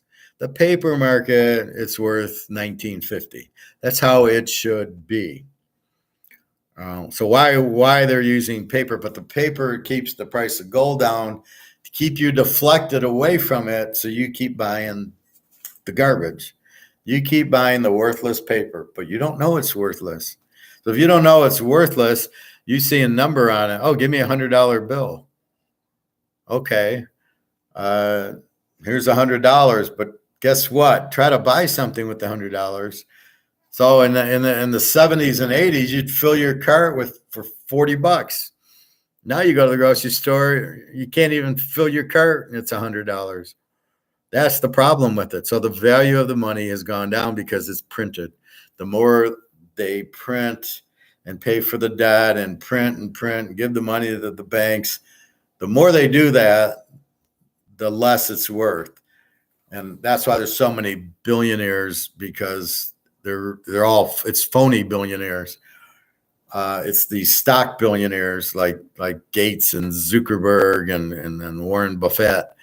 Buffet is they're all not really rich. They're rich on, like, Tesla's rich because his stock's at whatever, but he really doesn't have any money. And when the stock goes to zero, he'll be worthless. And that's what happens. And the stocks are going to zero because once people realize it's a Ponzi scheme, but how do they realize it? And that's how they keep it hidden, right? They don't show you the wizard. They don't show you the wizards behind the curtain with nothing. That's the problem with it. So your only out is this, but you don't know your only out's this. You say, well, that price is only $19.50. Do you understand it's the paper derivative price? Do you understand when they sell the derivatives, they don't have any gold? It's just paper. It's just paper being, well, I'm going to sell 1,000 euros. Well, you only got 5. Well, yeah, but I don't actually need the euros to sell them. Huh? What the fuck you talking about? Of course you do. And that's the problem. So it's people being stupid going, well, I got $100. Well, good luck with that. It's worth $2. It's not worth anything. What are you going to buy with it? You can't buy anything with the $100. That's the problem. That's what people don't get. So with that said, they can't fuck with your gold and silver, right? You can wake up and your stock can be zero, or your real estate trust can be zero, or you can't get into your bank account, or you can't get into your safety deposit box at the bank, or your balance is $60,000 in the bank, but you can't get to it. They won't let you. Well, sorry, we need the money because it's not your money anymore. You've given it to the bank. The bank thinks it's their money. But if I got this, I got it. It's in my hand. You can't fuck with me, right? And it cannot lose its value. Its real value is much higher. So for 50 years, it's been fucked with. It's been fucked with the whole time because even then it was held at $20 an ounce or whatever. So then our best friend Putin comes along, and she comes along, and they start hoarding gold like nobody's business. Putin's got 35,000 tons. A ton is 32,000 of these. So can you imagine? I would love to get 1 ton. I would love it, but I'm nowhere near it. I mean, I got 50, 60 ounces. I'm all giddy, but a ton is 32,000 ounces. And Putin's got 32,000 tons. China has 65,000 tons. So 100 of the 244,000 tons are in Russia and China. So who wants the price to go up? Russia and China. So when it goes up, who's rich? Russia, China. Who's poor? The USA, Canada, England, and half of Europe, the Western Europe is fucked. That's because they stayed in money because they don't understand it. You there shining them up? Damn right, Bobby. Yeah, where's my cloth? I'm gonna shine my gold. There you go. Now I only shine the case. I think it got a little shinier. See, now if you're ever looking and worried about counterfeit, look at the color. If you're looking at gold and it doesn't look like this, and I know some of the Cougarans don't, they look a little bit faded. don't buy it, or go to the counter and say, can you test this? Now, my guy tests it before he puts it out on the shelf. It would never go out on the shelf before being tested. So I trust him, and that's fine. So when I buy this today and I walk and I'm home, I don't worry that it's really gold or not. And I can take it back to him tomorrow, and he'd give me back. He won't give me back my 2,000. He'd give me back like 1950. But I understand that. I understand that's the game going in. And I bitched at him, Bobby. You'd have been proud. I bitched at him about, so you don't want to take a loss on your money. When the spot price went down 100, you all of a sudden didn't have anything to sell. You waited till the spot came up, and now you got a whole shelf full of gold. Yeah, I'm not stupid. And he smiled. He knew I knew what he was doing. But, I go, you got to play the game on both sides. If the spot goes down, just like the spot goes down for us, and we need to sell it, we're going to get less. We can, we can wait. Like now, the gold's up $50 today. So in the paper market, but so the key is you must hold real assets, and this is not a real asset. This is for you, Bobby, a €5 note. This we know is just paper, just like the dollar, just like the Swiss franc. I think I have a Swiss franc, or I have some Swiss coins. I've been to Switzerland before. But anyway, that's all this is. It's worthless. Oh, isn't that cute? They got all the countries on it. So this is the Euro team, I guess. Funny. Anyway, but we don't want to be in paper because it's just paper. It's paper with a 5 on it and some Greek or Roman building, and that's it. And that's the problem with it. But people believe it's worth something. And it is, as long as people believe it. Until people don't believe it. It's almost like you see this girl at the bar and you're under a spell and you think she's 25-year-old and hot, and then the spell break, then you're with her and the spell wears off and you see she's 65 and ugly, and you're like, oh, well, that's what this is. So you're under the belief that of a spell that this is worth something. And then you get closer and you get out of the spell and you realize this is worthless.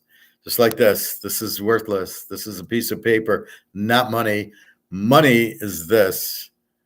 This is the only money, and the silver. Don't ever forget that.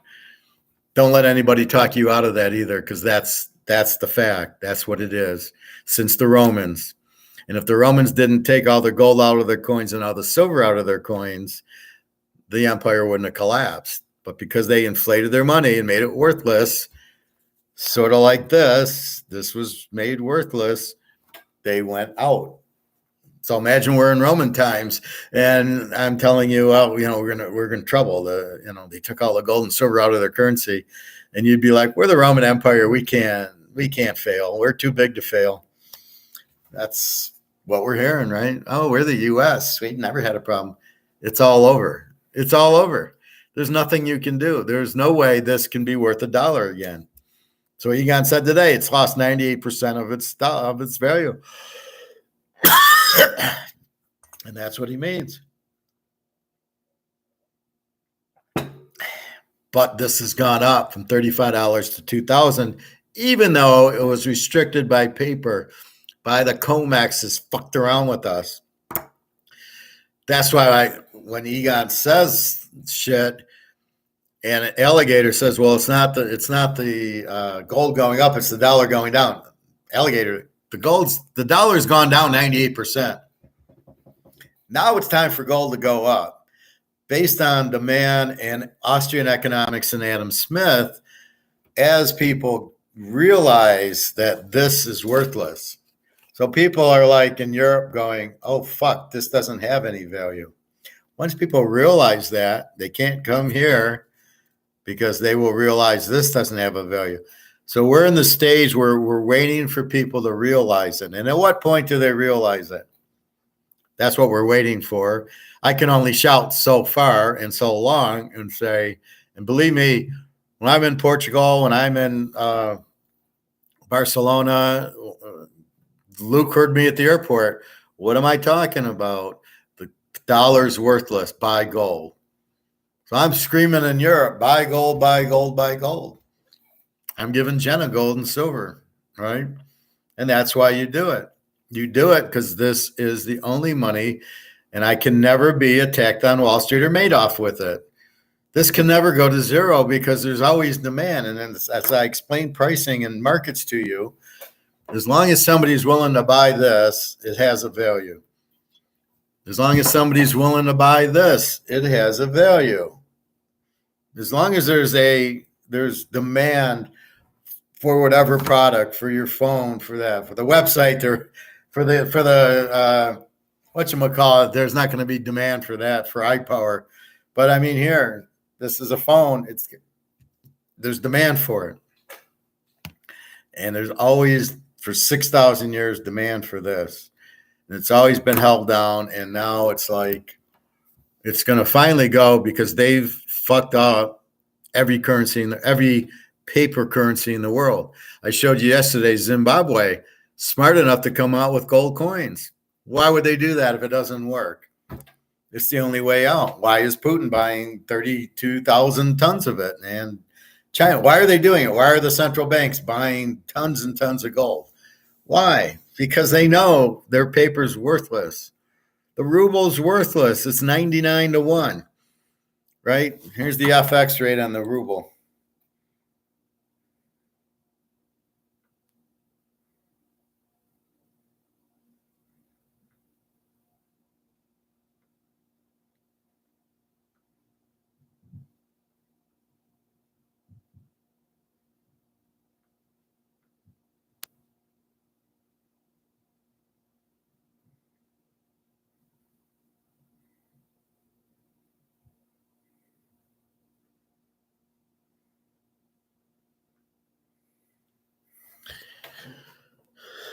So if I give $1, I get 97 rubles back. So when I give Daria $100, she gets, add 2 zeros to it, she gets almost 10,000 rubles for $100.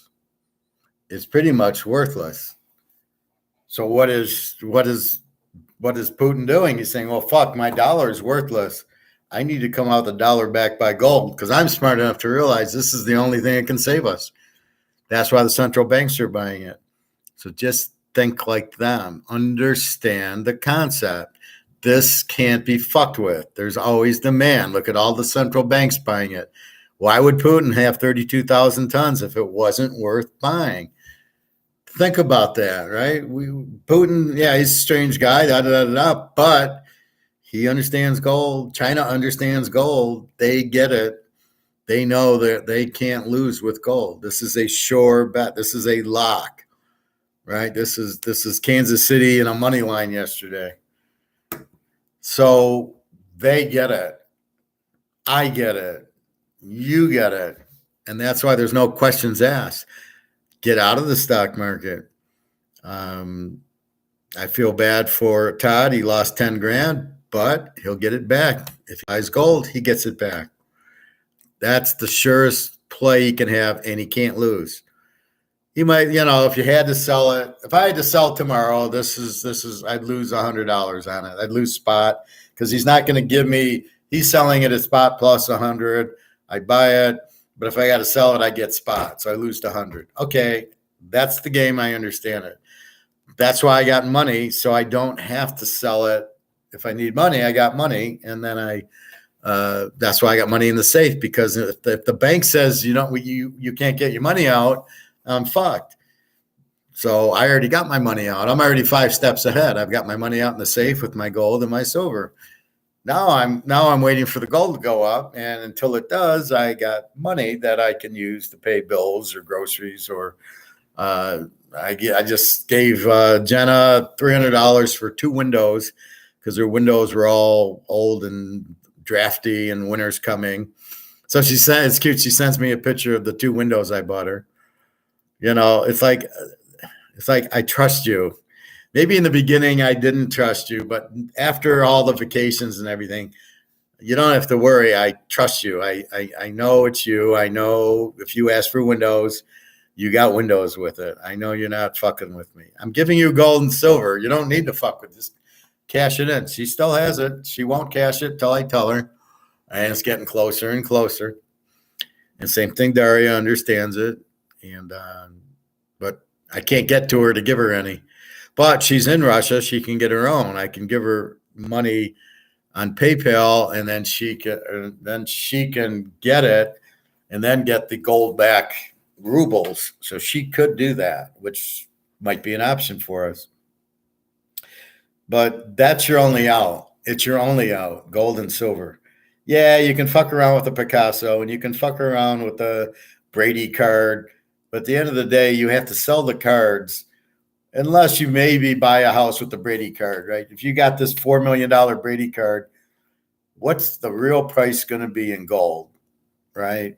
It's $4 million in this shit, right?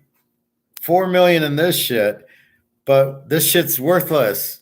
So what's the Brady card then going to transfer into what? 50 ounces of gold or whatever. Gold's 100,000 an ounce. So I need 40 ounces for the Brady card.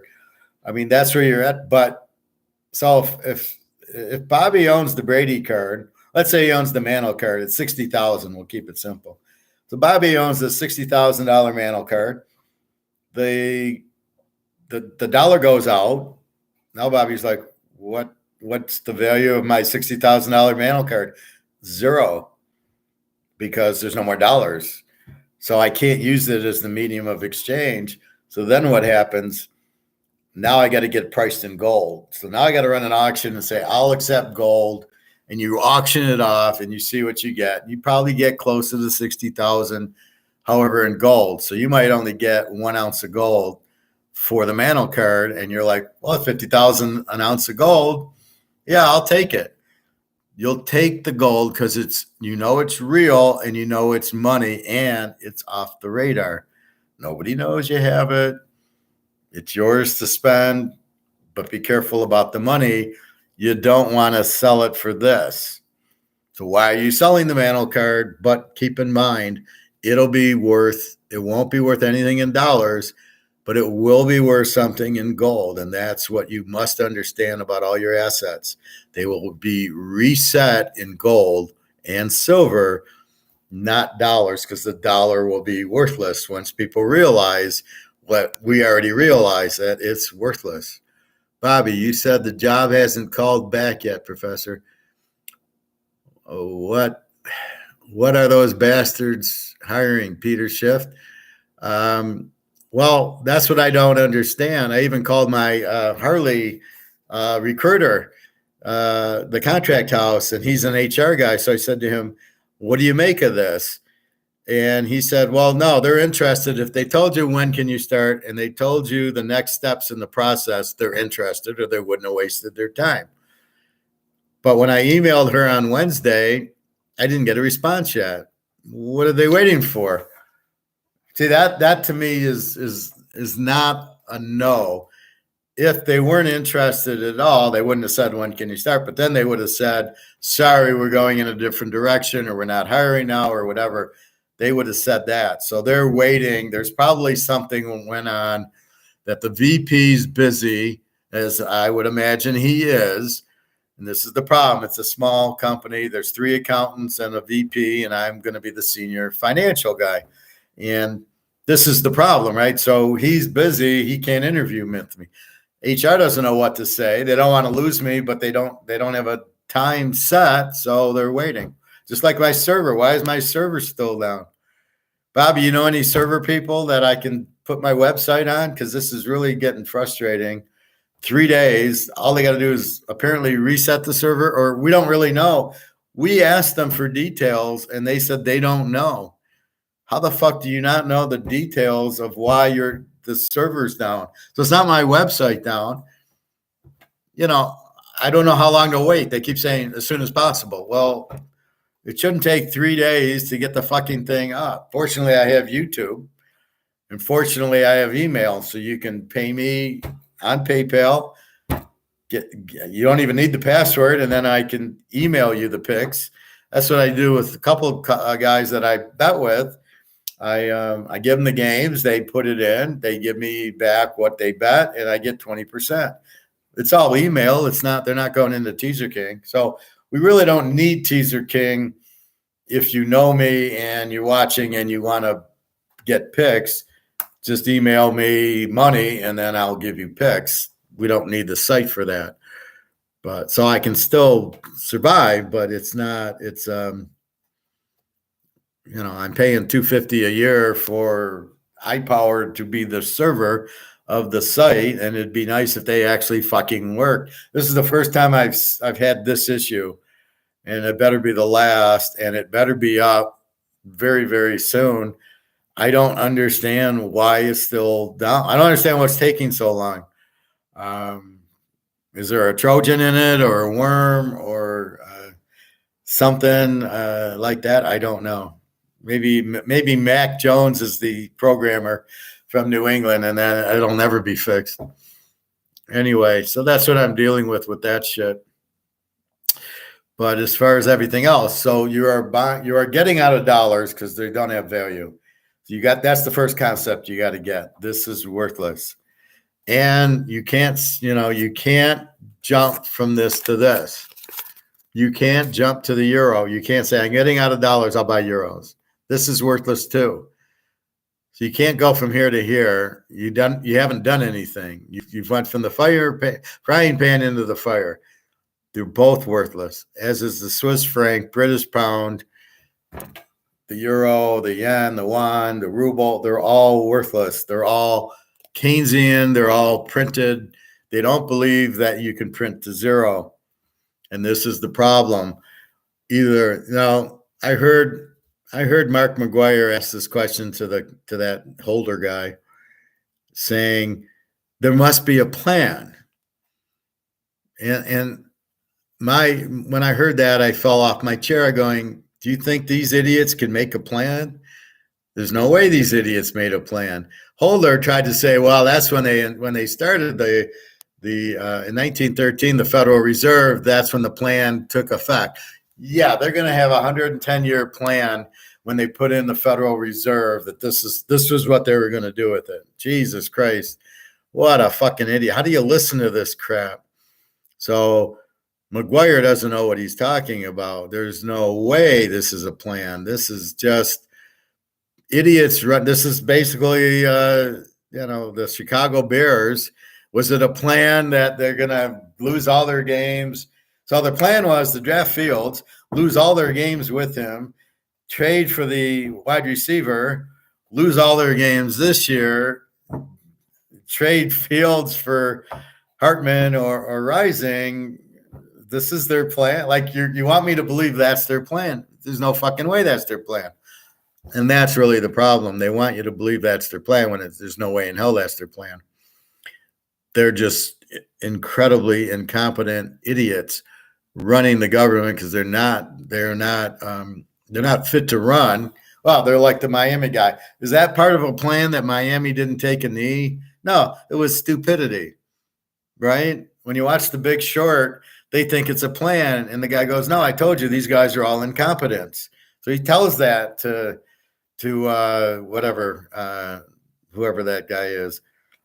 Steve Carell. He says, no, it's not. There was a plan. It's not a plan. They're just incompetent. The government is totally incompetent. If you think this is a plan by the government, you're out of your fucking mind. It is not a plan. They are idiots. They react. They don't plan. It's like the Joker. It's part of a plan. It's not part of a plan. They're just idiots. So what's happening is they go and they print and they all think, oh, we're going to be millionaires and we'll keep printing and look, we're billionaires and look at our stock value and we'll put money in the stock market to make it look good. You think that's their plan? And then it's all blowing up. That's their plan? Well, they can go to digital currency. Excuse me, didn't we talk about digital currency last week? This is what I don't understand about Mark McGuire.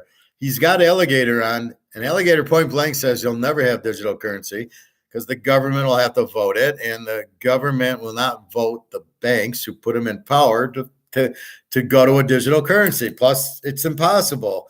There's too many people for the central bank to run all these accounts.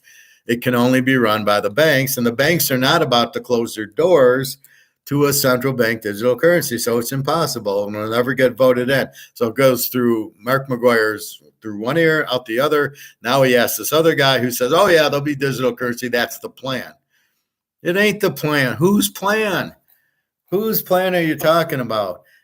Any guy like Madoff or Enron or any of those, the plan's about stealing money. And the government's plan is to print, print, print. That's why they don't want gold. They don't understand they could be far richer in buying gold than printing the dollars. They don't understand if you print, it'll go to zero. They don't get that. There's no way they get that. So what are we left with? A bunch of morons running it. It is not a plan. There's no way this can be a plan. So you planned this in 1913. You knew there's going to be the internet and CBDCs in 2023. You planned that in 1913. Oh, yeah. Okay, sure. What planet are you on? How much dope are you on? How the fuck did you plan this in 1913? You don't even know there's an internet. You don't know there's central bank digital. You don't even know what digital currency is. What a fucking moron. This is what we deal with. That's why I can't watch these idiots.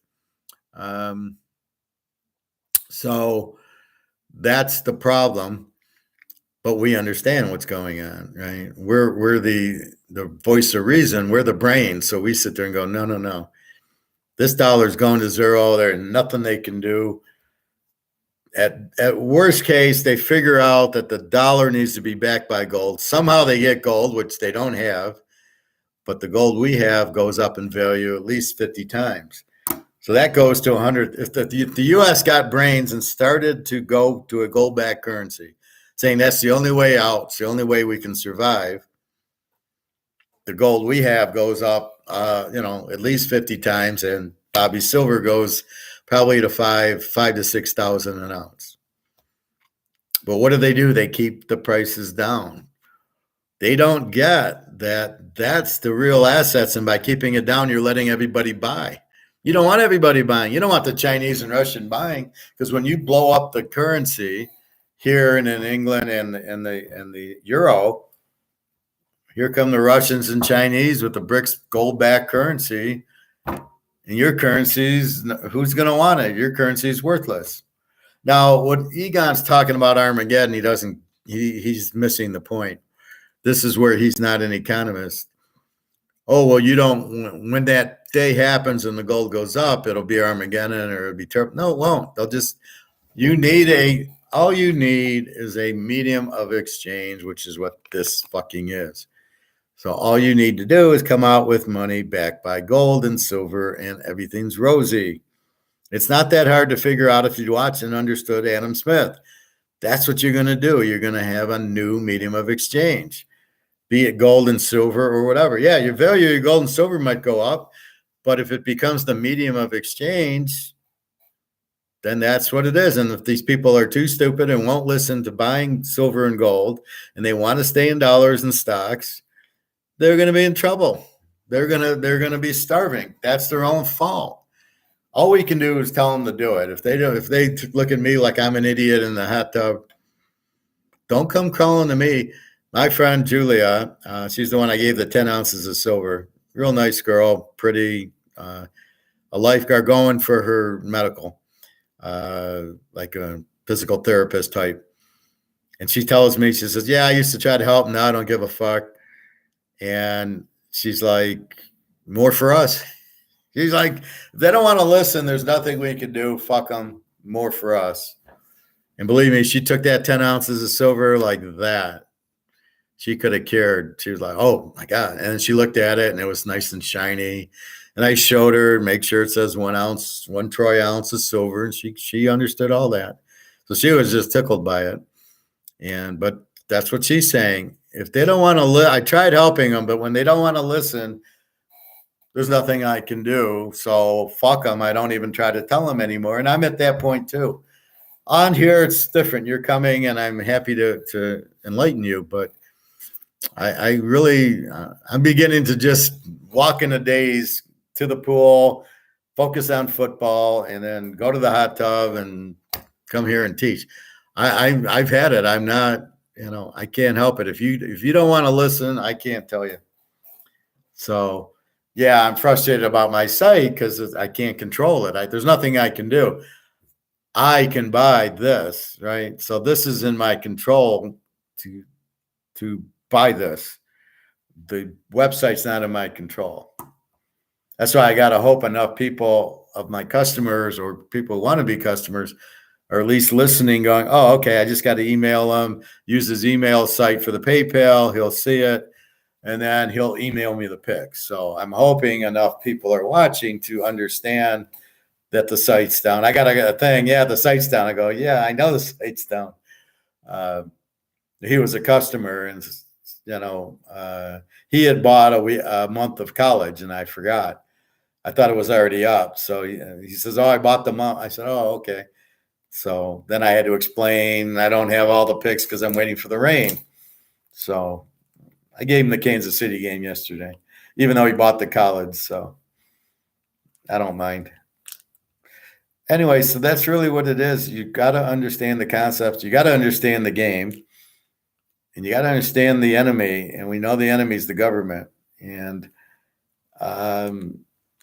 we just got to take care of ourselves because nobody else is going to take care of us. The government doesn't have any goal to take care of us with anyway. Why the fuck not? And don't tell me it's part of their plan to control us. They're doing a good enough job controlling us by fucking the money over. We're pretty fucking controlled now. Oh, the banks will know everything we do.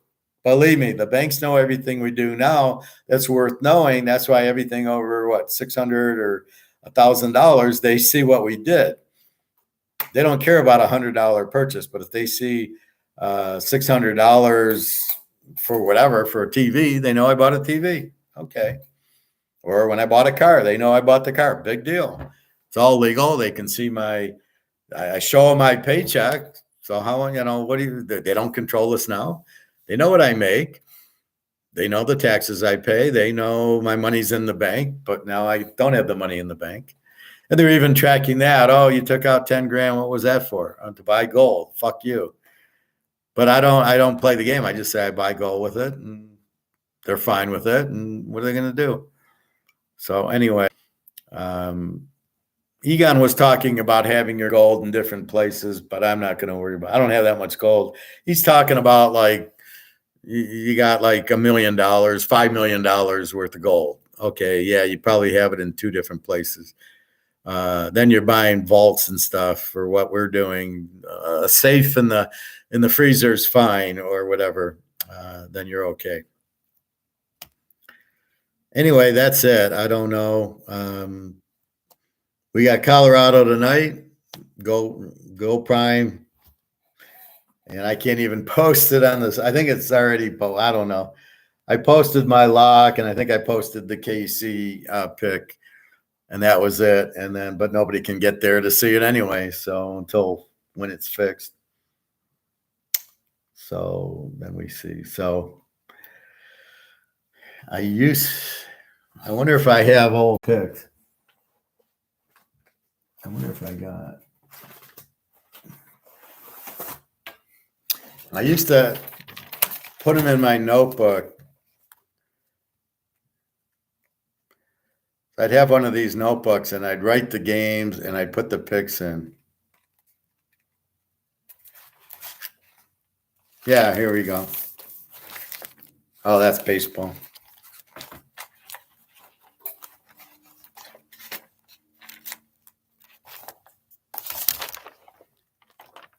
Anyway, I would just write them here. So I'd put the games down, and then I'd put the 2 teams here in a box, and then I'd put 200, 300, 500, whatever I was going to bet. And then I'd cross them out because it didn't feel right, and then I'd put them in. So I'm going to have to go back to this for this week because I got to keep track. I can't go on the site and just say, yep, I put the pick in. So I'm going to have to go here. So just keep a list of what my picks are.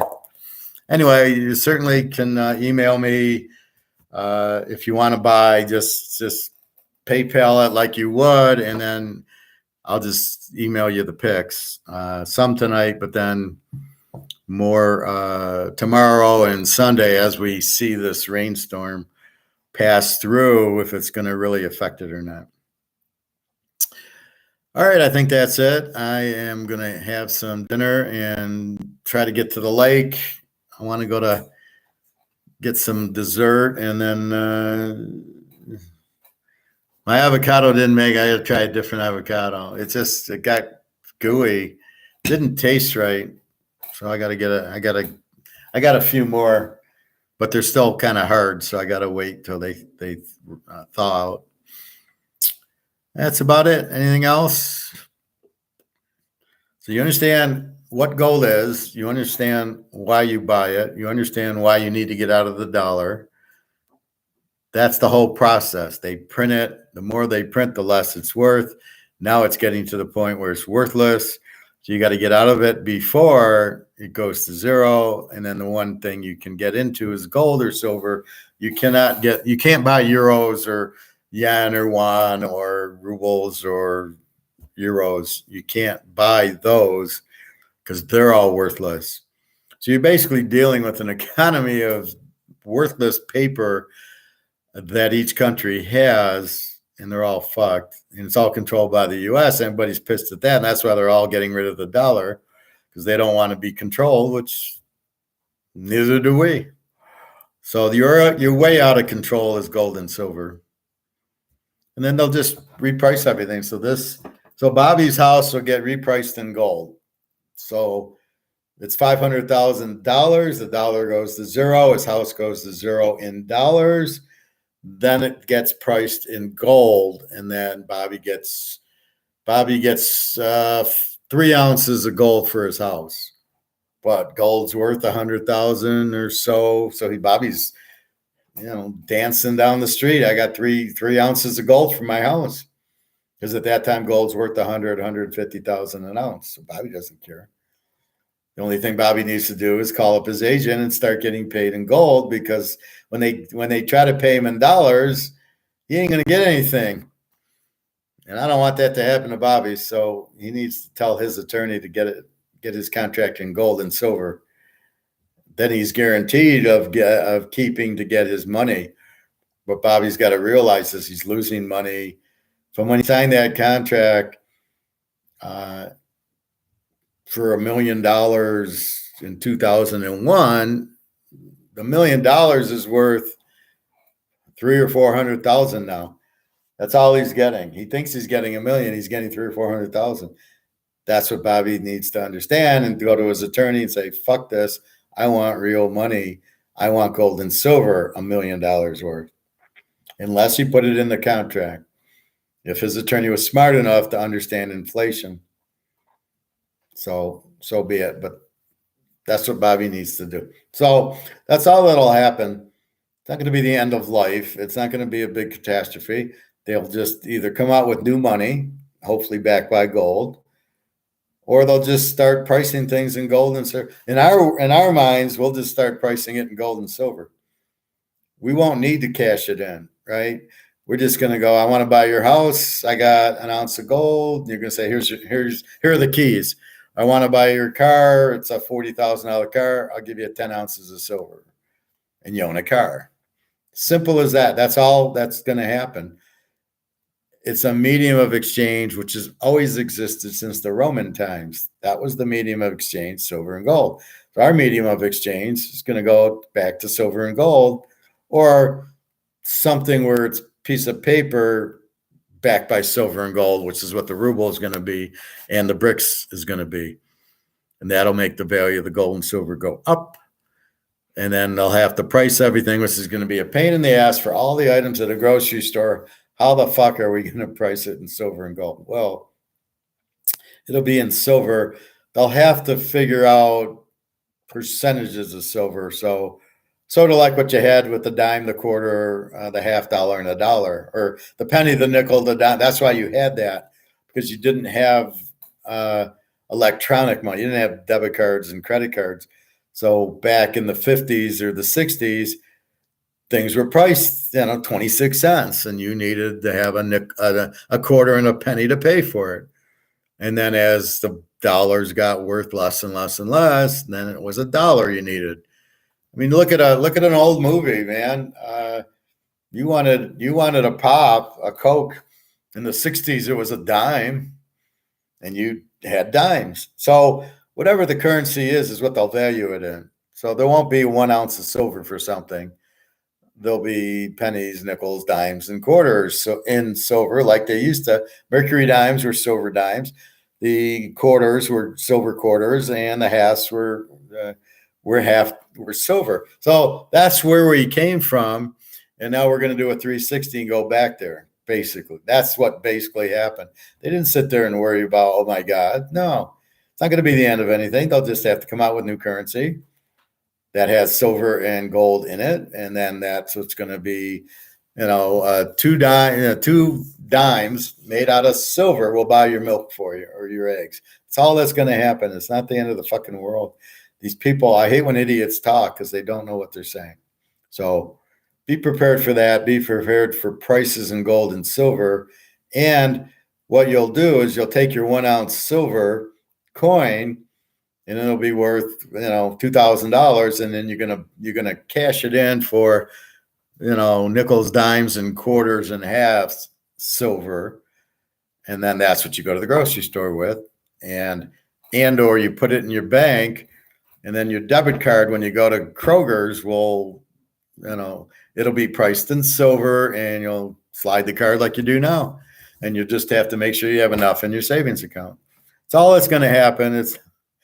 These people are so fucking stupid. That's it. That's all that's going to happen. Nothing will change. It'll just go from paper to gold and silver. That's it.